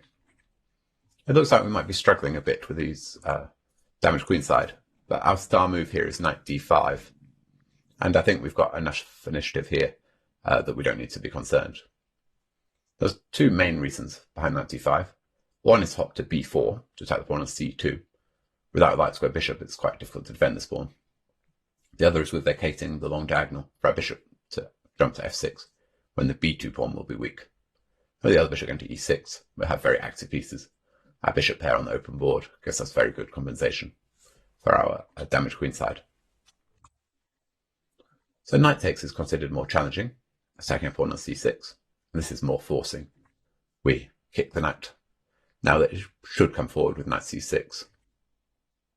They can retreat. They can go sort of anywhere, but the knight b3 is a weird square. We'll go a5, a4. But we look at knight f3 and knight e2 as well in the main chapter. e2 is also a weird square because we can just go g6. So maybe knight f3 is a better one. And we'll just complete developing. But if they're playing this way, they're probably playing it because they know this theory with knight c6. A weird line this. Our queen is attacked, only one square. The knight is attacked, only one square. And is the knight good or bad on a5 is sort of the debate about this. It's an outpost, and it might be a bit annoying, but also could be just sidelined. So it's not very clear. Our queen is misplaced on d7. It's in the way of the bishop on c8. This position is another reason why we, in the knight c3 line, are going knight d7 rather than taking on d4, which we'll come to in a moment. Because here, the move we want to play is queen a4, hitting this knight again and allowing the bishop on c8 some future that was blocked. If that knight was on c3, then clearly queen a4 would just be taken by that knight. So nuance is here again. So the knight's attacked, and white tends to want to maintain it there. Let's say bishop d2. Here we're following the game Carlsen against Yesipenko. So clearly this is rather important theoretically. Again, so your opponents aren't really likely to have prepared this because of the different move orders, completely different opening, Berlin or Steinitz deferred. And I don't think we need to be concerned, but we do need to know it. Because here, Yesipenko made an inaccuracy. I think he half remembered. He played bishop g4 directly. But first of all, this is the right theme, but first we should try and develop with bishop e7. We're getting a step closer to castling, but also trying to take this pawn on e4 now, that the e-file is blocked. So white tends to defend it with rook e1. They could defend it with f3 as well, but then we'll just complete our development with bishop e6, and this is very similar. We just need to be careful. This position, please try and remember, don't castle. White has a cunning trick. The idea is knight c3, hitting our queen, and if we take the knight, then knight c5 with a double hit on our queen and the bishop on e7. The problem is here that when we move our queen, white will take the bishop on e7 with check, and then play bishop c3, and they've got a really dangerous attack, even though material is level. So please don't rush castling. This is the trick that white is hoping to get. We could play bishop e6, but then white would be able to expel our queen with b3 with some sort of advantage. So here is where clearly Yesipenko was intending on playing bishop g4. He just got mixed up and played it a move too early. We attack the queen. Even if your opponent's well prepared, for example, this was all Jan Further's recommendations in his Smart Roy Lopez, but he doesn't mention bishop g4. I think this move is key. We hit the queen, f3 is natural. If the queen moves, we can actually just go away with grabbing this pawn on e4. And now we drop the bishop back. Now, the point of including bishop g4 was that white can no longer play b3, expelling our queen, because queen d4 check, forks the king and rook. We can just take the rook next. So they go c4, so exchange these queens. And here, time to fianchetto our bishop with knight d7. Next we'll play bishop f6. That's an interesting double-edged middle game. I think we can be pretty happy. We've got this outpost on d4 in the long term. And the knight on a5, it's not clear that it's doing an awful lot. Now this is a very theoretical line because of the Berlin transposition, and it's unlikely your opponent knows it. But if they do, it's important to remember this bishop e7 and then bishop g4 idea, and not fall for the castle knight c3 trick. But there's further analysis, of course, in the main chapter. So that is the main line of the Spanish achieved. Castle kingside. Booked up opponent, likely to go this way. A slightly less booked up opponent, or one who at least doesn't want to allow everything.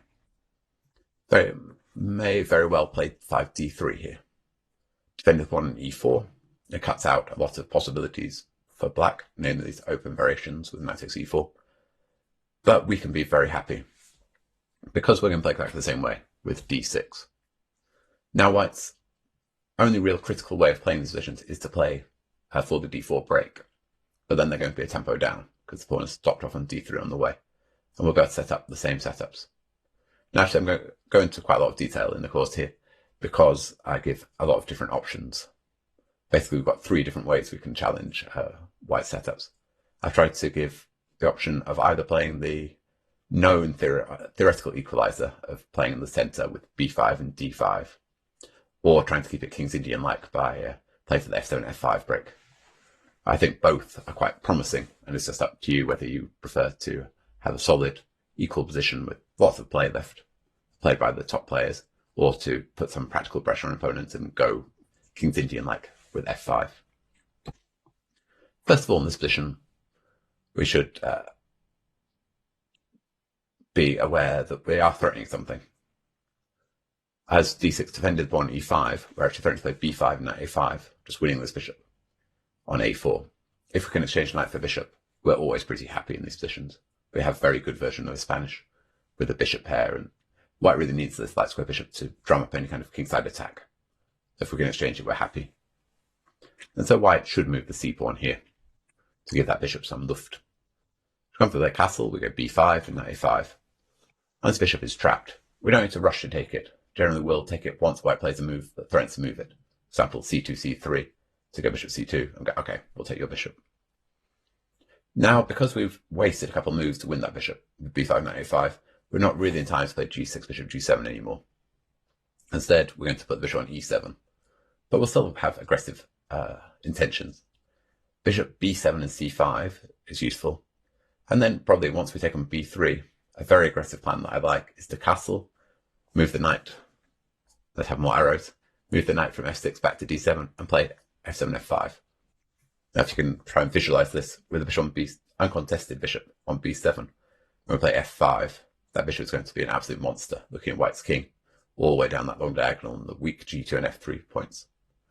So I think we've got a very straightforward plan here, and white's actually struggling to do very much without this bishop. For example, rook e1, they could start with knight d2 as well, but it'll come to the same thing.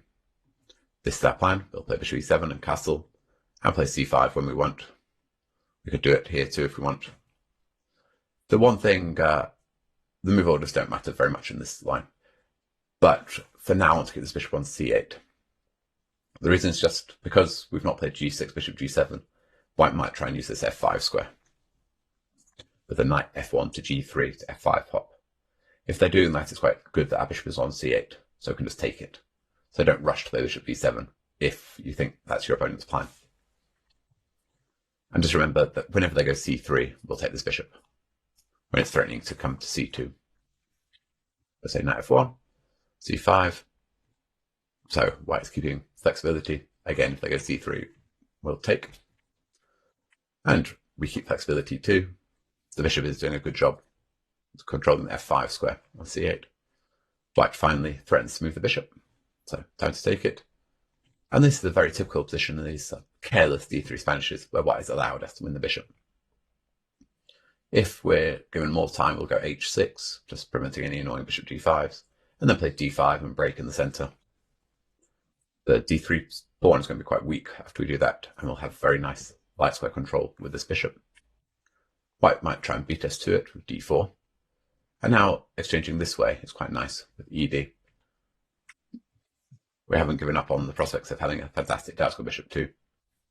And you could take again here, and I think that this position probably actually should be very drawish if white knows their stuff and starts attacking with knight df5, although we're not running any risk. But we don't need to rush, we can just play h6. Just an improved version if we take and play bishop b7. It's useful with controlling the g5 square. So that's our plan, to take, play bishop b7, attack the pawn. And if they play d5, then we can switch back to the kind of plans we've seen already. Play bishop g4, then knight d7, we're happy to exchange on f3, g6 and bishop g7 with our wonderful bishop on g7. And then we can start attacking over on the queen side. It's like the world's best Benoni. White's got no play, a bad structure, bad bishop on c1. So we should be very happy if they let us win that bishop. The normal way to keep it is c3. A weird way is c4. The positive of this, at least, is that the knight can develop more actively to c3. But it's obviously very risky because of the lack of control of the d4 square. So our aim is going to be to take control of d4. So g6. And we'll do that by playing bishop g7, castle, and knight d7. For example, knight c3. What white plays here doesn't really matter. Well, it'll all likely transpose. And now, the main move traditionally is knight d5, but people have realized it doesn't actually achieve anything. So these days, h3 is more topical. White wants to use the e3 square. But actually, after, say, castle, bishop e3, the bishop's just on a bad square here. We've seen already previously that e3 is likely to get hit by our f5, f4 plans. On this time, it's even worse because knight d4 is coming with added venom. Bishop on e3 is just getting in the way, so you can't exchange knights because you'll walk into a fork of the bishop and knight. So this is our setup. We're ready to play knight d4 as well as play f5. White tends to get rid of this knight before we can go knight d4, but we're still ready to play f5. The bishop's bad on e3, and we also have ideas playing rook b8, for example, d4, rook b8. just eyeing that pawn on b2. Next we'll play f5, open up the position. And we've just got another very good King's Indian style position. White's position is already very miserable. So knight d5 is the main move. White's hoping to make something of this pin, but we can simply allow it with castle. If you want to keep the position very double-edged, h6 preventing it is interesting too. And then White plays the weird knight b4 and tries to damage our structure. This whole line is very weird from White's perspective. But castle is simple, and the key move here after bishop g5 is to undevelop with knight b8. The idea is to kick the knight away next with c6. Now if White doesn't do something quickly, then they might run huge strategic risks. If we can exchange, say, bishop and knight on f6, then White's going to be left with this bishop on a4 and then pawns on c4, d3, e4 on the same color as the bishop, and a chronic weakness on the d4 square. So say White tries to mend it by pushing, but we can take c6 is again the threat. White tries queen takes d4, putting maximum pressure on the knight, but we can tactically simply take on d5, as we've got an open attack on the queen. Now our queen is trapped on d8, but bishop f6 does the job. And this is some sort of Maroczy-Vine structure, but a very healthy one for us. Once again, I'm not sure that White really wanted to exchange dark square bishops, particularly here. That's the piece, and they should really rush and take on d7 here, or that bishop on a4 is just going to be bad. This is a very comfortable version for us. We just simply develop our pieces. Queen e7, rook e8, and put pressure on these pawns. Maybe even play for f5. So the main move is to play c3, a bit more sensible. But our plan is exactly the same. We've seen these positions already. We're going to go bishop g7 and castle. And then we're going to decide, are we playing for breaking the center with b5 and d5, or are we going to try a kingside attack with f5? So we'll see how White plays. As Nils Grandius observes, White should really delay or even avoid playing bishop to e3s because of this f5, f4. But it's very common that your opponent on autopilot will put the bishop there, just in the line of fire. And White can try and be clever here. They normally castle, but sometimes they want to go knight d2 to f1 to g3 first, and then castle. We'll see this in the Italian chapter 2. White is hoping to claim they've gained half a tempo because the rook hasn't had to move to e1 to make way for the knight around. But it's a bit risky leaving the king in the centre, those extra moves. But bishop g7, even bishop h6 is quite fun here. If the centre was closed with pawn on d5, then I'd really like bishop h6. As it is, it's a bit riskier because our bishop might actually turn out to be very good on g7, putting pressure on the d4 pawn after a subsequent d3, d4. But it's an interesting idea. There's no need for it. Bishop d7. Now we'll cover castle by White starting with castle. When we just castle ourselves. But here we're checking knight f1. So White's trying to be clever, but we continue our usual stuff. Again, remember that this whole plan would work far better if our pawn weren't on g6. Knight's got round to g3. So at least it supports the e4 pawn. But there's no knight f5 hops. And here we can start breaking in the center with d5. We could also start with b5, but I want to provoke White into pawn grabbing here. We're ready to play b5 and bishop e6 next. Kick this bishop back, and we've got complete control of the center. But if White tries to win this pawn, well, first of all, getting up the light square bishop is risky. White would like to play c2 to c3 to c2 here. Would be a nice move to defend the pawn on d3. As it is, a5, bishop a6 is an idea to hit this weak pawn on d3. And the pawn grab doesn't work. We can grab ourselves the discovered attack on the knight. And if White continues being greedy, we can be greedy too. Attacks the queen. The point is, after bc, we have queen e8 check. So the knight is dropping anyway. White sometimes tries bishop g5, a favourite of the maverick Russian grandmaster Alexander Morozevich. But not a good move. We attack it, and probably they should just retreat this bishop back to e3. Take on f6. We're always clearly happy with a bishop pair here. Bishop h4 is what they're doing. Bishop g5 is 4, but here we can be very aggressive with g5 and f back. h5. If, in fact, we've not got around to castling yet. We're throwing h4, winning this bishop, so there's now time to take on g5. Now just at h4, we'll continue pushing white back, and b5. And next we'll hop the knight around to g6 and play bishop h6. And we're very active. This bishop on g3 is very odd. The knight on b1 is out of the game too. If you like, well, this is the turbo-powered version, but if you like the look of these, you should check out the alternative line I'm recommending in the Italian too. That won't be in the quick starter, but it's in the main chapter of playing h6 and d6 and then the g5 lines. This is an extremely good version of that. So white tends to castle, bishop g7, and again white has to decide on a setup. The main move is to play rook e1, clearing the way for the knight to come round to f1 and supporting the d4 brick. White could try d4 here, but clearly this is a very bad version. If we played bishop d7, we'd be one tempo up on the lines we just looked at. But in fact, we can castle here because of the pressure on the pawns, and we're at 1.5 tempi at least up on those positions. This has already gone very wrong for white. Say white defends the pawn. We could get this too if white switched those moves around, played rook e1 and then d4. When, of course, when we're so many tempi ahead, we're very flexible. But let's go for the most direct. Ask the question of this bishop again. Always a tough answer for white. b3 or c2. If you go to b3 and then to c2, it feels like at least you're getting a tempo by going to c2 immediately. But b3 might be a more active spot. So bishop c2, we'll do the usual.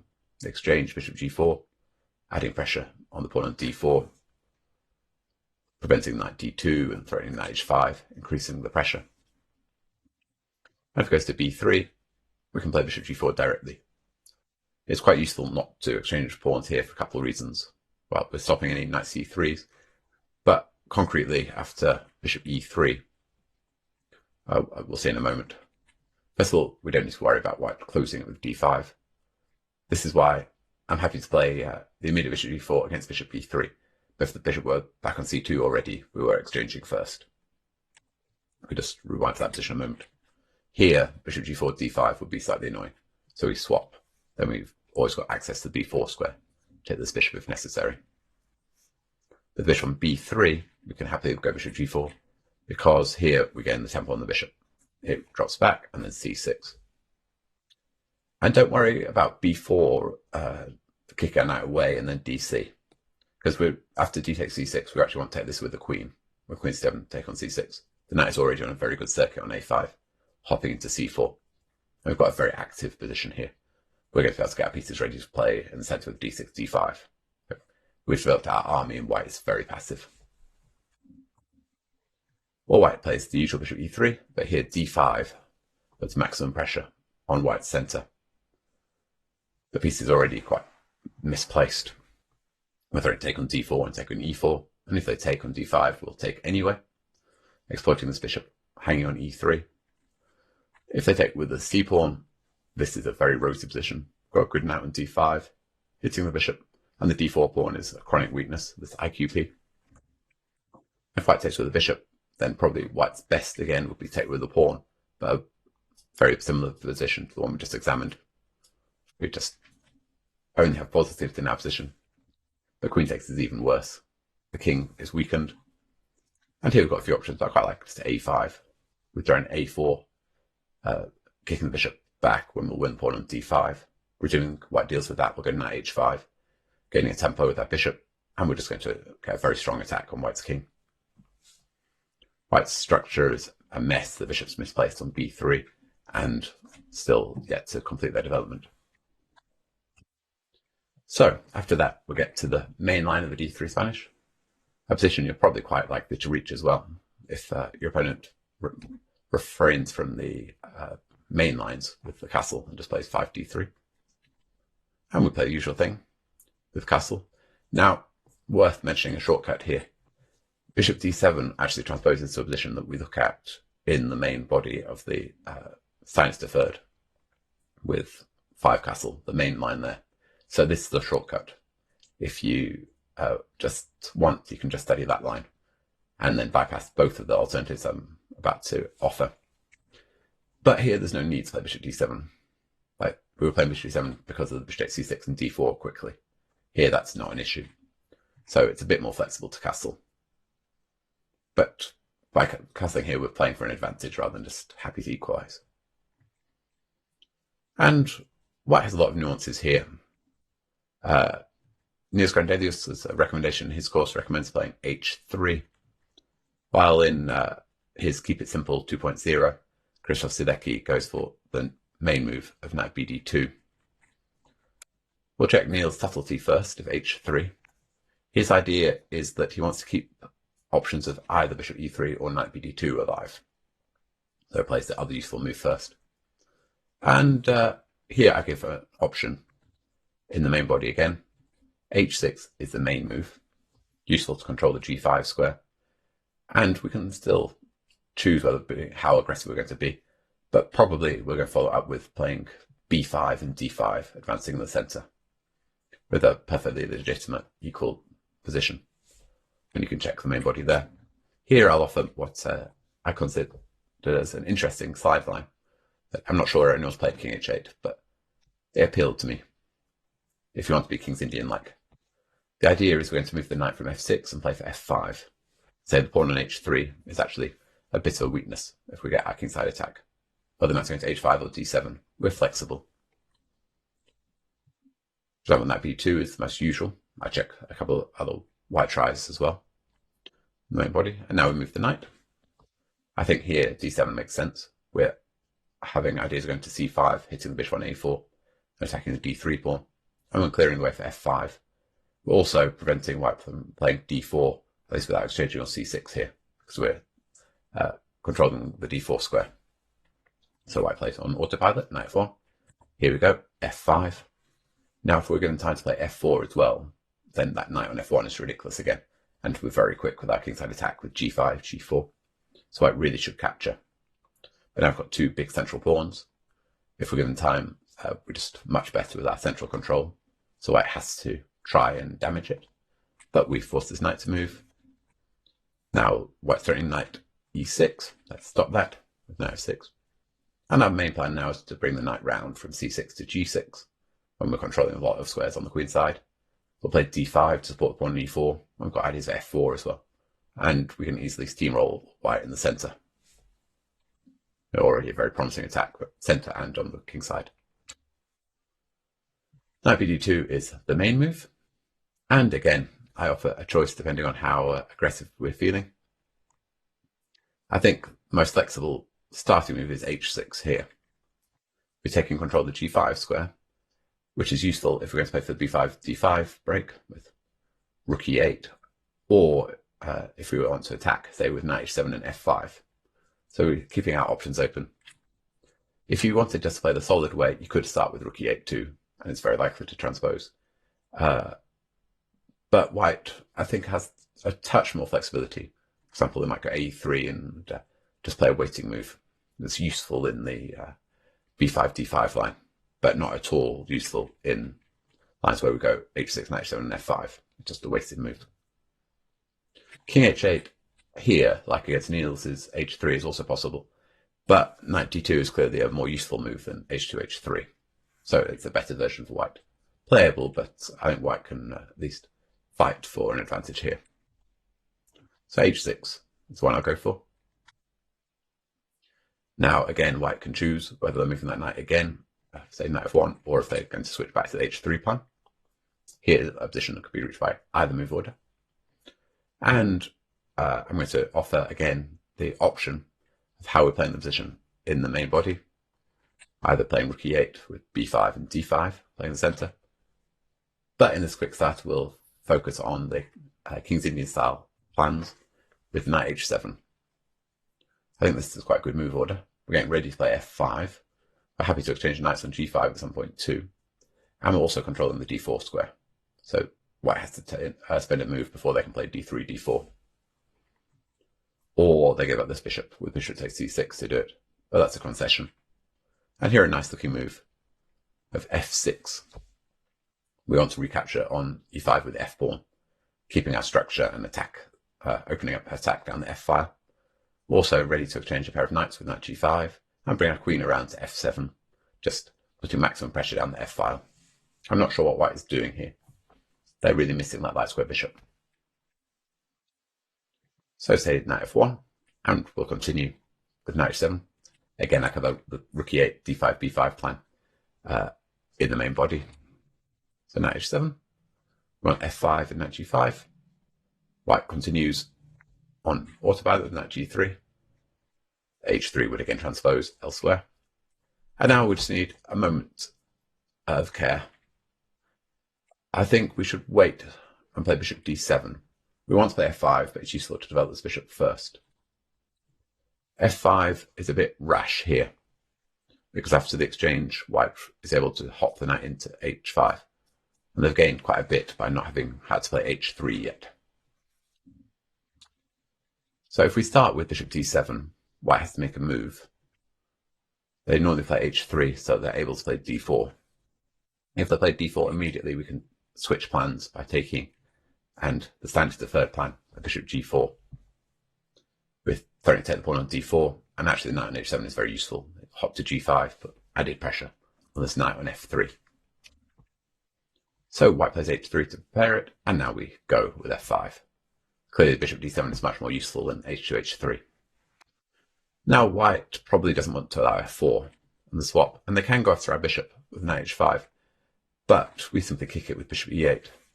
And the problem for white is that after this exchange, our other bishop, is ready to come around to h5 with a very awkward pin. And so our kingside play is very quick once again.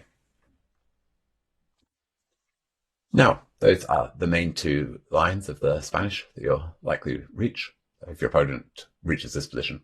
And they're very likely to, if you go e4, e5, then they'll probably play either castles or d3. Just a few other moves that we should check to finish the chapter. Defending the pawn with the knight is a tricky, trendy line. Not played very much at lower levels, I don't think, but some of the trickier grandmasters are trying it to circumvent various things and then go back into the d3 Spanish by playing d3 next. So up after the bishop c5 or b5, bishop c5. But we can keep our usual plan by playing d6. This was played by Levon Aronian recently. A rare move, but I think it's perfectly sound. It also has a couple very useful practical points. One, that d3 is a common move here, but this transposes to a bad line of the d3 Spanish for white. We're in time to play b5 and knight a5, and we're going to collect that bishop. As we saw, we're very happy in those positions. The most common move in this position is d4. This is actually a big mistake because it's allowing a Noah's Ark. After b5, white really needs to take on e5, but this is a very healthy version of the structure we've seen already. Instead, the autopilot bishop b3, taking, and objectively, white needs to move the knight here, but we're just a pawn up. I have to take, again, the Noah's Ark, c5, next c4, and that's a piece. What white should do here is go back into the Berlin style bishop takes c6, which is certainly not the most common, but white's only way of playing the position. We take, and if white delays pushing in the center now with d4, we'll play c5 ourselves, taking control of the square. So the only consistent move is d4. And here's the important point. We looked at this position already with white having castled and the knight on c3 back on b1. And there we were taking on d4. Here I want to maintain the bridgehead of the pawn on e5 with knight d7 because this knight on c3 is misplaced. It really wants to hop to c4, which is not very easy to achieve. After ed, there's a couple problems. The knight is just better on c3 than having castled. Both queen takes, intending a quick e5, or knight takes, and then this line. I briefly mentioned, with castle, rather than knight c3 on the board, we go queen a4, but we can't do that here. And so this is a bit unpleasant. Instead, we hold on to the pawn with knight d7. And the important structure is with white exchanging. You can get this via various move orders. And the question is, should we be concerned here? We do have double c-pawns, but it's very difficult for white to attack them. Again, with a pawn on c2, there's no way for the heavy pieces to attack the c6 pawn. And it does a very important role of controlling the d5 square. So white is struggling to find any play here. Our plan is going to be bishop d6, just giving the e5 pawn more support. It's a nice, comfy spot for the bishop. Then we'll activate the other bishop by playing a5 and bishop a6. Long term, we also have access to the d4 square with the knight c5 to e6, for example. So it's very easy for us to improve our position. And I'm not sure where white's pieces should go here. Actually, I think Levon Aronian played the game against Kirill Shevchenko, a very strong young Ukrainian grandmaster.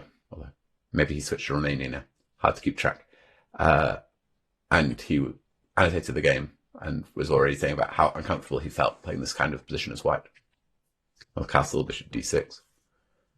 And this plan of a5, bishop a6, and it's just very difficult for white to come up with a plan. So he chose instead to castle, and we could play bishop e7 and castle, but I think it's slightly more flexible to play a5. We would like to put bishop on d6 in one go, so we're just waiting for de5. And b3 is chosen slightly more frequently than anything else in this already rare position. Bishop might go to b2 or a3. And this was the route of Shevchenko against Aronian. Levon developed with bishop e7. DED is probably a fractionally better version of the position for white than the one we just examined, because we've committed our bishop to e7, but it's practically the same. As white is struggling to find a plan, even if we spend an extra tempo to put the bishop on d6, it's not going to change very much. Hey, rook e1, and here a key idea from Levon. After castle bishop a3, Kirill was intending on exchanging on e5 and e7, getting rid of our bishop pair. But f6, and I think we've got far too many arrows here, supports the pawn on e5. An idea we saw briefly already. Want to recapture an e5 with the f pawn. We've got attack down the f file and a much better structure. We're not allowing white to exchange of bishops. Now, we have a couple of plans with f6. We can bring the queen round to h5, queen e8 to h5, or move the rook f7, and then knight f8, and exit our knight that way with the knight e6. Bishop on c8 couldn't get into the game with bishop a6. It's difficult to see what white should do. The move that Shevchenko chose was knight a4, which he didn't like afterwards, but it is difficult to see what to do. Knight b6 was a nice move by Levon, simply ironing out the pawns. And I think this position is already very comfortable for black. Our plan should be to try and provoke white into playing d4, d5 with a well-timed c6, c5 ourselves. Once they do, we can then play f5, and we're going back again to the King's Indian style, kingside attack. In the meantime, again, I'm not sure what white is doing. This bishop makes an odd impression over on a3.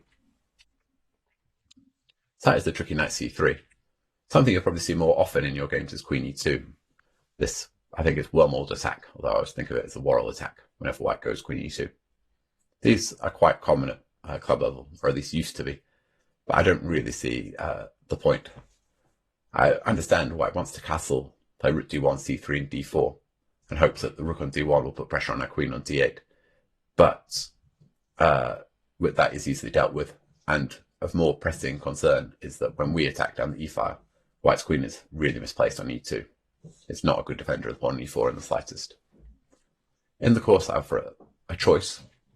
b5, bishop c5 is a simple alternative with main line and recommended in various places. We'll follow it with d6. I've got a couple of nuances here to keep it as a theory-light alternative. But let's keep our usual setup with d6. There's even the weird queen e7 as a way to defend the pawn on e5, still trying to reach our structure. I think this was played once by Nigel Short. But let's just go d6. So we're getting ready for our g6, bishop g7. And again, white will just have to watch out for this bishop on a4, now that we've defended the pawn on e5. c4 is tried sometimes, but this doesn't work very well with the queen on e2. We'll do the usual bishop g4, and we're ready to take control of the d4 square with some knight d7, maybe even b5. The knight 4 is coming with tempo after all. And we actually cover castle, bishop e7, c3, g6 in the Steinitz third chapter. Again, it'll be our usual play. But white starts with c3, and we continue as usual with g6, bishop g7. You could kick the bishop with b5 here, but just be careful, because after bishop b3, we are no longer in time to play g6, because knight g5 hits the pawn on f7. So we'd have to go to a different setup. So I think here is the right time to play g6. Now if castle, once again, this is the position covered in the Steinitz deferred. So let's say white continues with d4. They're now threatening to capture on c6 and capture the pawn on e5, so it's time to kick the bishop with b5. So play b5 once white has the concrete threat with d4. And again, white's got the usual question, where to put this bishop? They could go all the way back, but then we'll take on d4, follow up with bishop g4, adding more pressure to the d4 pawn. And we have ideas of knight b4 as well, going after the bishop on c2. Or bishop b3. Again, when the bishop is more actively placed on b3, those ed4 lines don't work quite so well. But with bishop on c2, as a rewind a moment, white is sort of threatening to play a4 and get some counterplay that way. With the bishop on b3, that's not really a threat. So we can just go bishop d7. We can meet a4s with bishop d7s, and this bishop is always very loose on b3. And if white ever captures on e5, we'll take with the knight. We're very happy to exchange these knights again. It allows us to play a quick c5, c4. So let's say castle, castle. I think we can be extremely happy with this. This is, I guess, what white was hoping for when they went queen e2. But now they've got to, they'll have to accept that what they're hoping for didn't really work. Our idea is just going to be to put a lot of pressure on the E and D pawns as usual. With some ED and rook e8 is going to be coming with added venom. Again, a4, bishop d7 keeps everything under control. The b5 pawn is x-ray defended. If white is going to take this, then we'll have, I discover knight takes d4 with an attack on that queen. So rook d1, the usual move, threatening something with d takes e5 and the pin down the d file. And we could sidestep with queen e8, or we can capture. We have a choice of the two usual plans. Time to clear the other diagonal, gain tempo on this bishop. Drops back. Now rook e8 is adding pressure on pawn e4. Here we didn't even need to wait for knight d2 before taking on d4. Our initiative is just too powerful. White's unable to maintain this pawn on e4. We're too quick. But e5 doesn't help either. Knight d7, we'll just drop back. Pawn isn't safe yet, and pushing forward runs into bishop takes f3. And this will take this pawn on e6.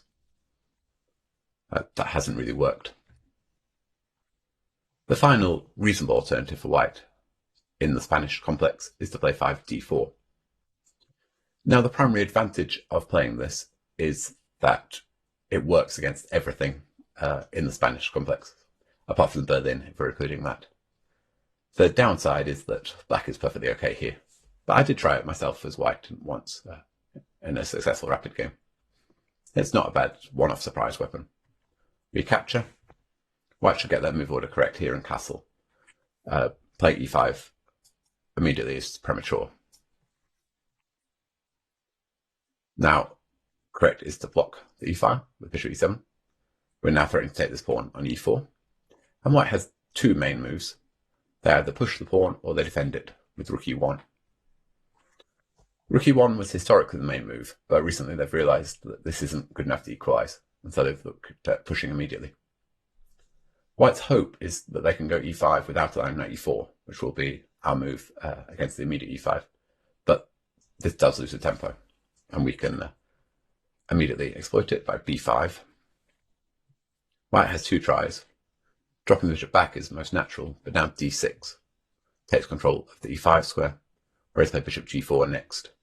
Remember again that white can't take this pawn on d4 because it's the Noah's Ark, yet again with c5, c4. So white tries bishop d5, which wins back the pawn, but here we're very happy. White should take the pawn on d4. Being greedy and taking on e5, it might look like white's about to win a pawn with queen takes d4, but looks can be deceiving. We castle, and it turns out that actually our pawn is perfectly safe on d4, while the pawn on d5 is the one dropping when we go bishop f6 and take. The problem is queen takes d4, bishop f6 just wins the rook. So they should take the pawn on d4, but now we can castle. And there have been a lot of games here, but the consensus is that black is just better. The d5 pawn is a weakness rather than a strength, and we've got the bishop pair advantage. If you're ever worried about some knight c6 hops, it's useful to remember we can go c5, hitting this knight, force the en passant with dc, and then move the knight away. So we're never going to lose material to a knight c6 jump. And of course, we look at this position in much deeper analysis in the main body. But the more forcing move is e5 here, leaving the bishop, and we take. This is the right knight to exchange. We don't want to allow ef and pressure down the e-file. Now white needs to take that. And we could take the bishop immediately on a4. I think d6 is a good intermezzo. First of all, we ask white what to do with that rook, and now we'll take on a4 next. White's best is to go all the way back, rook e1. They've tried other things, but they're all bad. Another point of playing d6. Rook g5 looks tempting, going after this pawn on g7. The problem is that after knight a5, this rook is just trapped, and so we win material. I've also tried going for the two pieces against rook and two pawns, but the two pawns are much better here. We threaten c4, immediately trapping the bishop, and white's really struggling to develop anything on the queen side. We'll go bishop b7, and castle, we've got an open file already. Very active pieces, and we're doing very well. So the rook should drop back, we capture. Now white's threatening to go into c6, so we deal with that. And white normally fights for the c6 square, and we castle. And there are a lot of games that have reached this position. White continues with their plan. So I think 276 at the time that I was writing this. We're currently a pawn up, and okay, we're going to lose this pawn in a4, when material will be level. But we're just comfortably better with our lead in development and that extra central pawn. Let's make use of that by playing d5 first. White could go bishop f4, but we're happy to go bishop d6. White can damage our structure if they want by exchanging twice on d6, but that's a very promising endgame for us. We're still a pawn up after all. It's going to take White quite some time to regroup and develop their queenside pieces. Well, they go for level material, but now bishop c5, and we've got a strong initiative. White's got to watch out for the f2 square. We've got rook b8 and rook e8, and white, as usual in these lines, has forgotten to develop their queenside. So we've got a risk-free initiative. So they should play e5 immediately. Now, knight e4 is considered the best circuit for this knight. The advantage of c5 over b6 for this knight is that we'll win that bishop on a4 immediately. We want to get rid of that bishop. White takes, and now we have a few choices. I vote for castle kingside.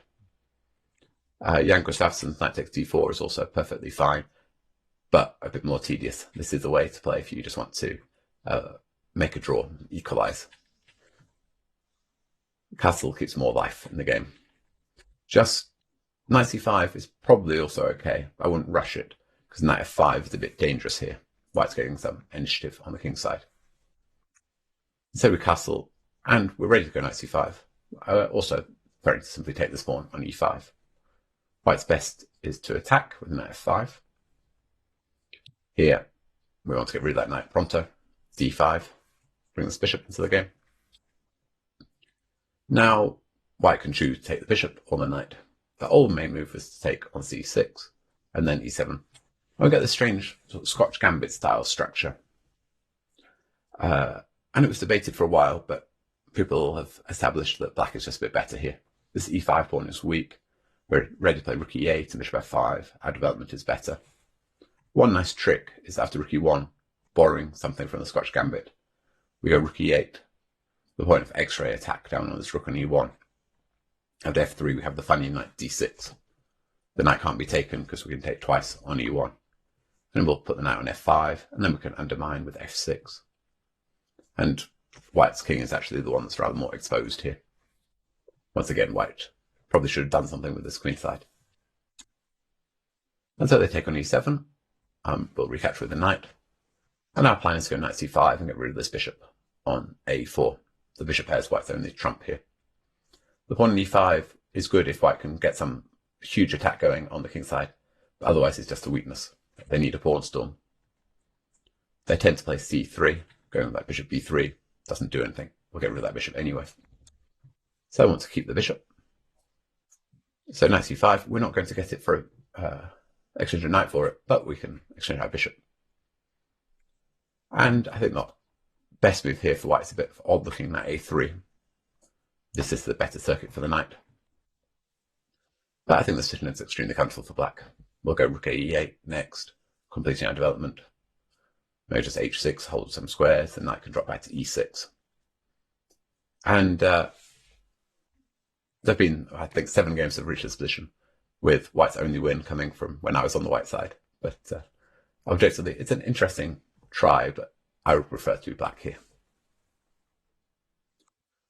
Finally, we should one more move in the Spanish with bishop a4 before we move on to the exchange, and that is c3. The usual move with d4, but this is white just mixing up their move order entirely. We can just grab this pawn. Considering that castle knight takes e4 is the very topical open variation that is perfectly legitimate, it's not surprising that c3 knight to d4 is just very good for us. The pawn is not helping the position in the slightest on c3. White could try and win the pawn back with queen e2. We'll hop back with gain of tempo. White is hoping just don't allow knight to a4, knight to c6 check with a double attack. But we block the e-file, and white's position is already becoming unpleasant here. The knight and bishop are both attacked. So bishop takes, dc, d4, and here we don't need to retreat. We've got f6. Now white's not able to drop the knight back because knight f3 runs into knight d3 check, and we're using the pin. So they'll have to take on c5, and then we'll take, play bishop f5, castle queenside. This c5 pawn's a weakness. We've got the bishop pair, and very good light square control. Again, this pawn on c3 is not helping matters. So that's it for the mainline Spanish with bishop a4. To conclude this quick start, we should just check the exchange variation too, where they capture on c6. That's the only other logical move. I suppose bishop c4 is sort of possible, but there's no scenario in the Italian with 3 bishop c4 where the move a6 would be detrimental to our position. So we can just play the typical things, and we've got a superior version. So white simplifies. Now we should take back with a d pawn, opening up our bishop on c8. Now first of all, pawn on e5 is not hanging. Knight takes e5, runs into queen d4, and we regain pawn on e4 immediately. White's dream in this position is to exchange e and d pawns, exchange everything, and win the king pawn endgame with the 4v3 majority on the king side, where they can create a passed pawn, and we can't with our 4v3 majority on the queen side. So that means this knight to e5 doesn't make a lot of sense, because we get rid of the e pawn, and then white doesn't have a majority on either side of the board. They've just given up the bishop pair for free. Now, of course, we're not going to allow all of these exchanges. They tend to castle to threaten the pawn on e5. If they start with knight c3, I recommend playing the traditional main move with f6. Against castle, we're going to go queen f6, but it doesn't work so well here, because white is a bit more flexible, having developed the knight on c3 over castles. For instance, in the line with d4, queen over knight takes d4. Here they'll be able to recapture on d1 with the a1 rook, so they're a bit faster. Instead, we play f6, and this time, if we compare it to the main line, where if white had castled instead, f6 would be the main line here. But we're able to take on d1 with check. Normally, white would have castled kingside and could play rook takes d1, but that's not possible here. So they'll take, and play bishop e6, and we're ready to castle queenside, play knight e7. Now, we always want to castle queenside in the exchange Spanish. Just try and remember that. It's quite important, and I forgot to my cost. So white normally castles. They could also play d4 at this point, but this is the position we're going to reach a lot of iterations of basically the same position with this setup. We'll have a look at it with white having castle kingside for free, or even castle kingside and bishop g5 for free. But we're still not worried there, and so this one we're very happy for bishop d7 and castle queenside. So what, castles? And here I'm going to recommend a move that was a sort of unheard of sideline a decade ago, but has become very trendy, and that's queen f6. Defending the pawn on e5, and we're getting ready to castle queenside fast. Also, we'll support the pawn on e5 with knight e7 to g6. If white isn't quick in the centre here and does something slow, we can also get a quick kingside initiative going with bishop g4 or g5, g4 even. The main line is f6. And objectively, I think black is fine here, but white gets what they want and can try some sort of grinding here. Compared to our recommendation, we're much slower at castle and queenside. The queen is in the way. And the main line is to play c5, exchange queens. And although I think it's okay, white can certainly try something or other. An interesting try I saw at the recent Chennai Olympiad was queen d6 played by Sam Shankland, with the intention of bishop d7 and castle queenside. This is the same plan we're going for. I think our way of playing it is much quicker, smoother way of doing it. That's with queen f6. So our plan to move the bishop, castle queenside. White tends to expand in the centre with d4. If they don't, it's very difficult to know what they're doing. We capture. And now the most natural is to develop with tempo, with bishop g5, hitting our queen. The queen takes d4 is also possible, but they shouldn't take with the knight here. The problem for white is that we're going to be very quick. Bishop d7, next we'll castle queenside. For example, after knight c3 castle. And here white has problems along the d file, particularly with this knight on d4. If they defend it with bishop e3, then knight h6 to g4 is going to be annoying. Otherwise, we're likely to play knight h6 anyway. Move our queen and play f5. So we've got a ready-made, very quick attack over on the king side, and white is struggling to do very much. So queen takes is better, but we'll have a look at this properly with the bishop already on g5. Our play will remain the same. We'll swap on d4 and play bishop d7. The plan is to castle queenside and play rook e8 to attack this pawn on e4. We'd really like to provoke f3 out of white, and then we'll play for the f5 break when our bishops will be very powerful on the open board and white's king will be vulnerable with the pawn already on f3. Otherwise, we'll drop our knight round to g6 and grab some space with h5. It's very difficult for white to do very much here. The dream is to exchange all the pieces, but if we don't acquiesce, then I'm not really sure what white should do.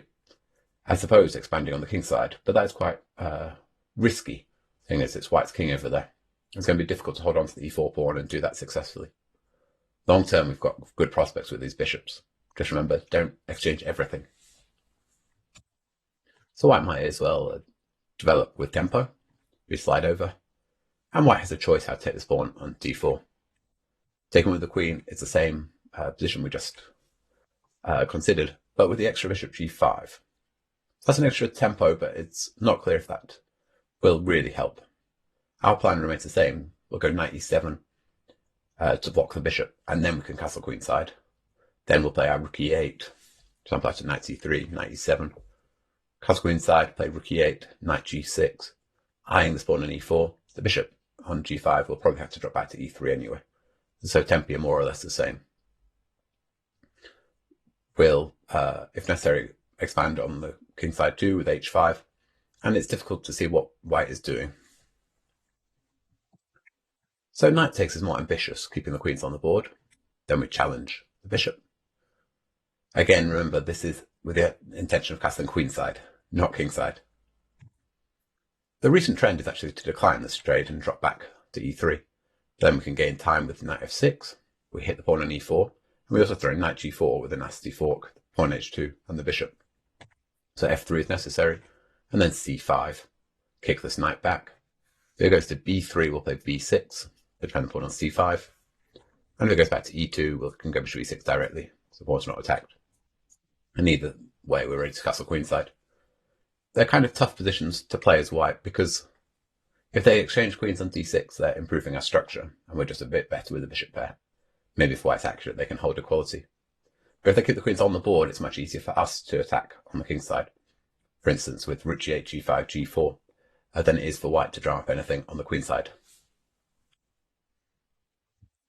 Our king's going to be very safe over there. And so the exchange, knight c3, and the key thing, just remember, we still want to go queenside with bishop d7. I had this in the early morning last round game of the Chennai Olympiad, and exhausted, I castled on the wrong side and was suffering. The king belongs on c8, not just so we can attack over on the king side, but also if the queens get exchanged on d6, our king is very useful on c7 to hold the d6 pawn. Here our plan is going to be castle queenside and then probably play the f5 break to open up the position for our light square bishop. Once again, we'd love white to first play f3 to create some weaknesses in front of their king, and we can grab more space. It's very difficult to see what white's plan is here, and so the position is extremely comfortable for us. So that wraps up 3 bishop b5, the Spanish or Ruy Lopez. This is the line you're most likely to encounter playing e4, e5. I would say that after a6, the vast majority of opponents will play bishop a4, knight f6. And here you'll have a sizable number just following Silecki and Niels Grandelos' alternative, as well as various other places that recommend d3. It cuts down a lot of theory and allows white to play their setup. But we're extremely happy to face it with our d6. We have a souped-up version of our Steinitz deferred. With g6, bishop g7, life is not at all easy for white. We're depriving white of the whole plan of putting the knight on g3 into f5. Or they'll play the main line with castle, but then d6 is likely to come as some sort of surprise to them. This line is pretty rare. I think really underestimated. Remember, our plan is to sort of set up this King's Indian style position with g6, bishop g7, when it's tough for white to hold on to their centre successfully. Seeing they don't want to play d4, d5, because then they've got a bad version of King's Indian. Otherwise, it's difficult to develop the queenside pieces while holding on to the centre, the e and d pawns.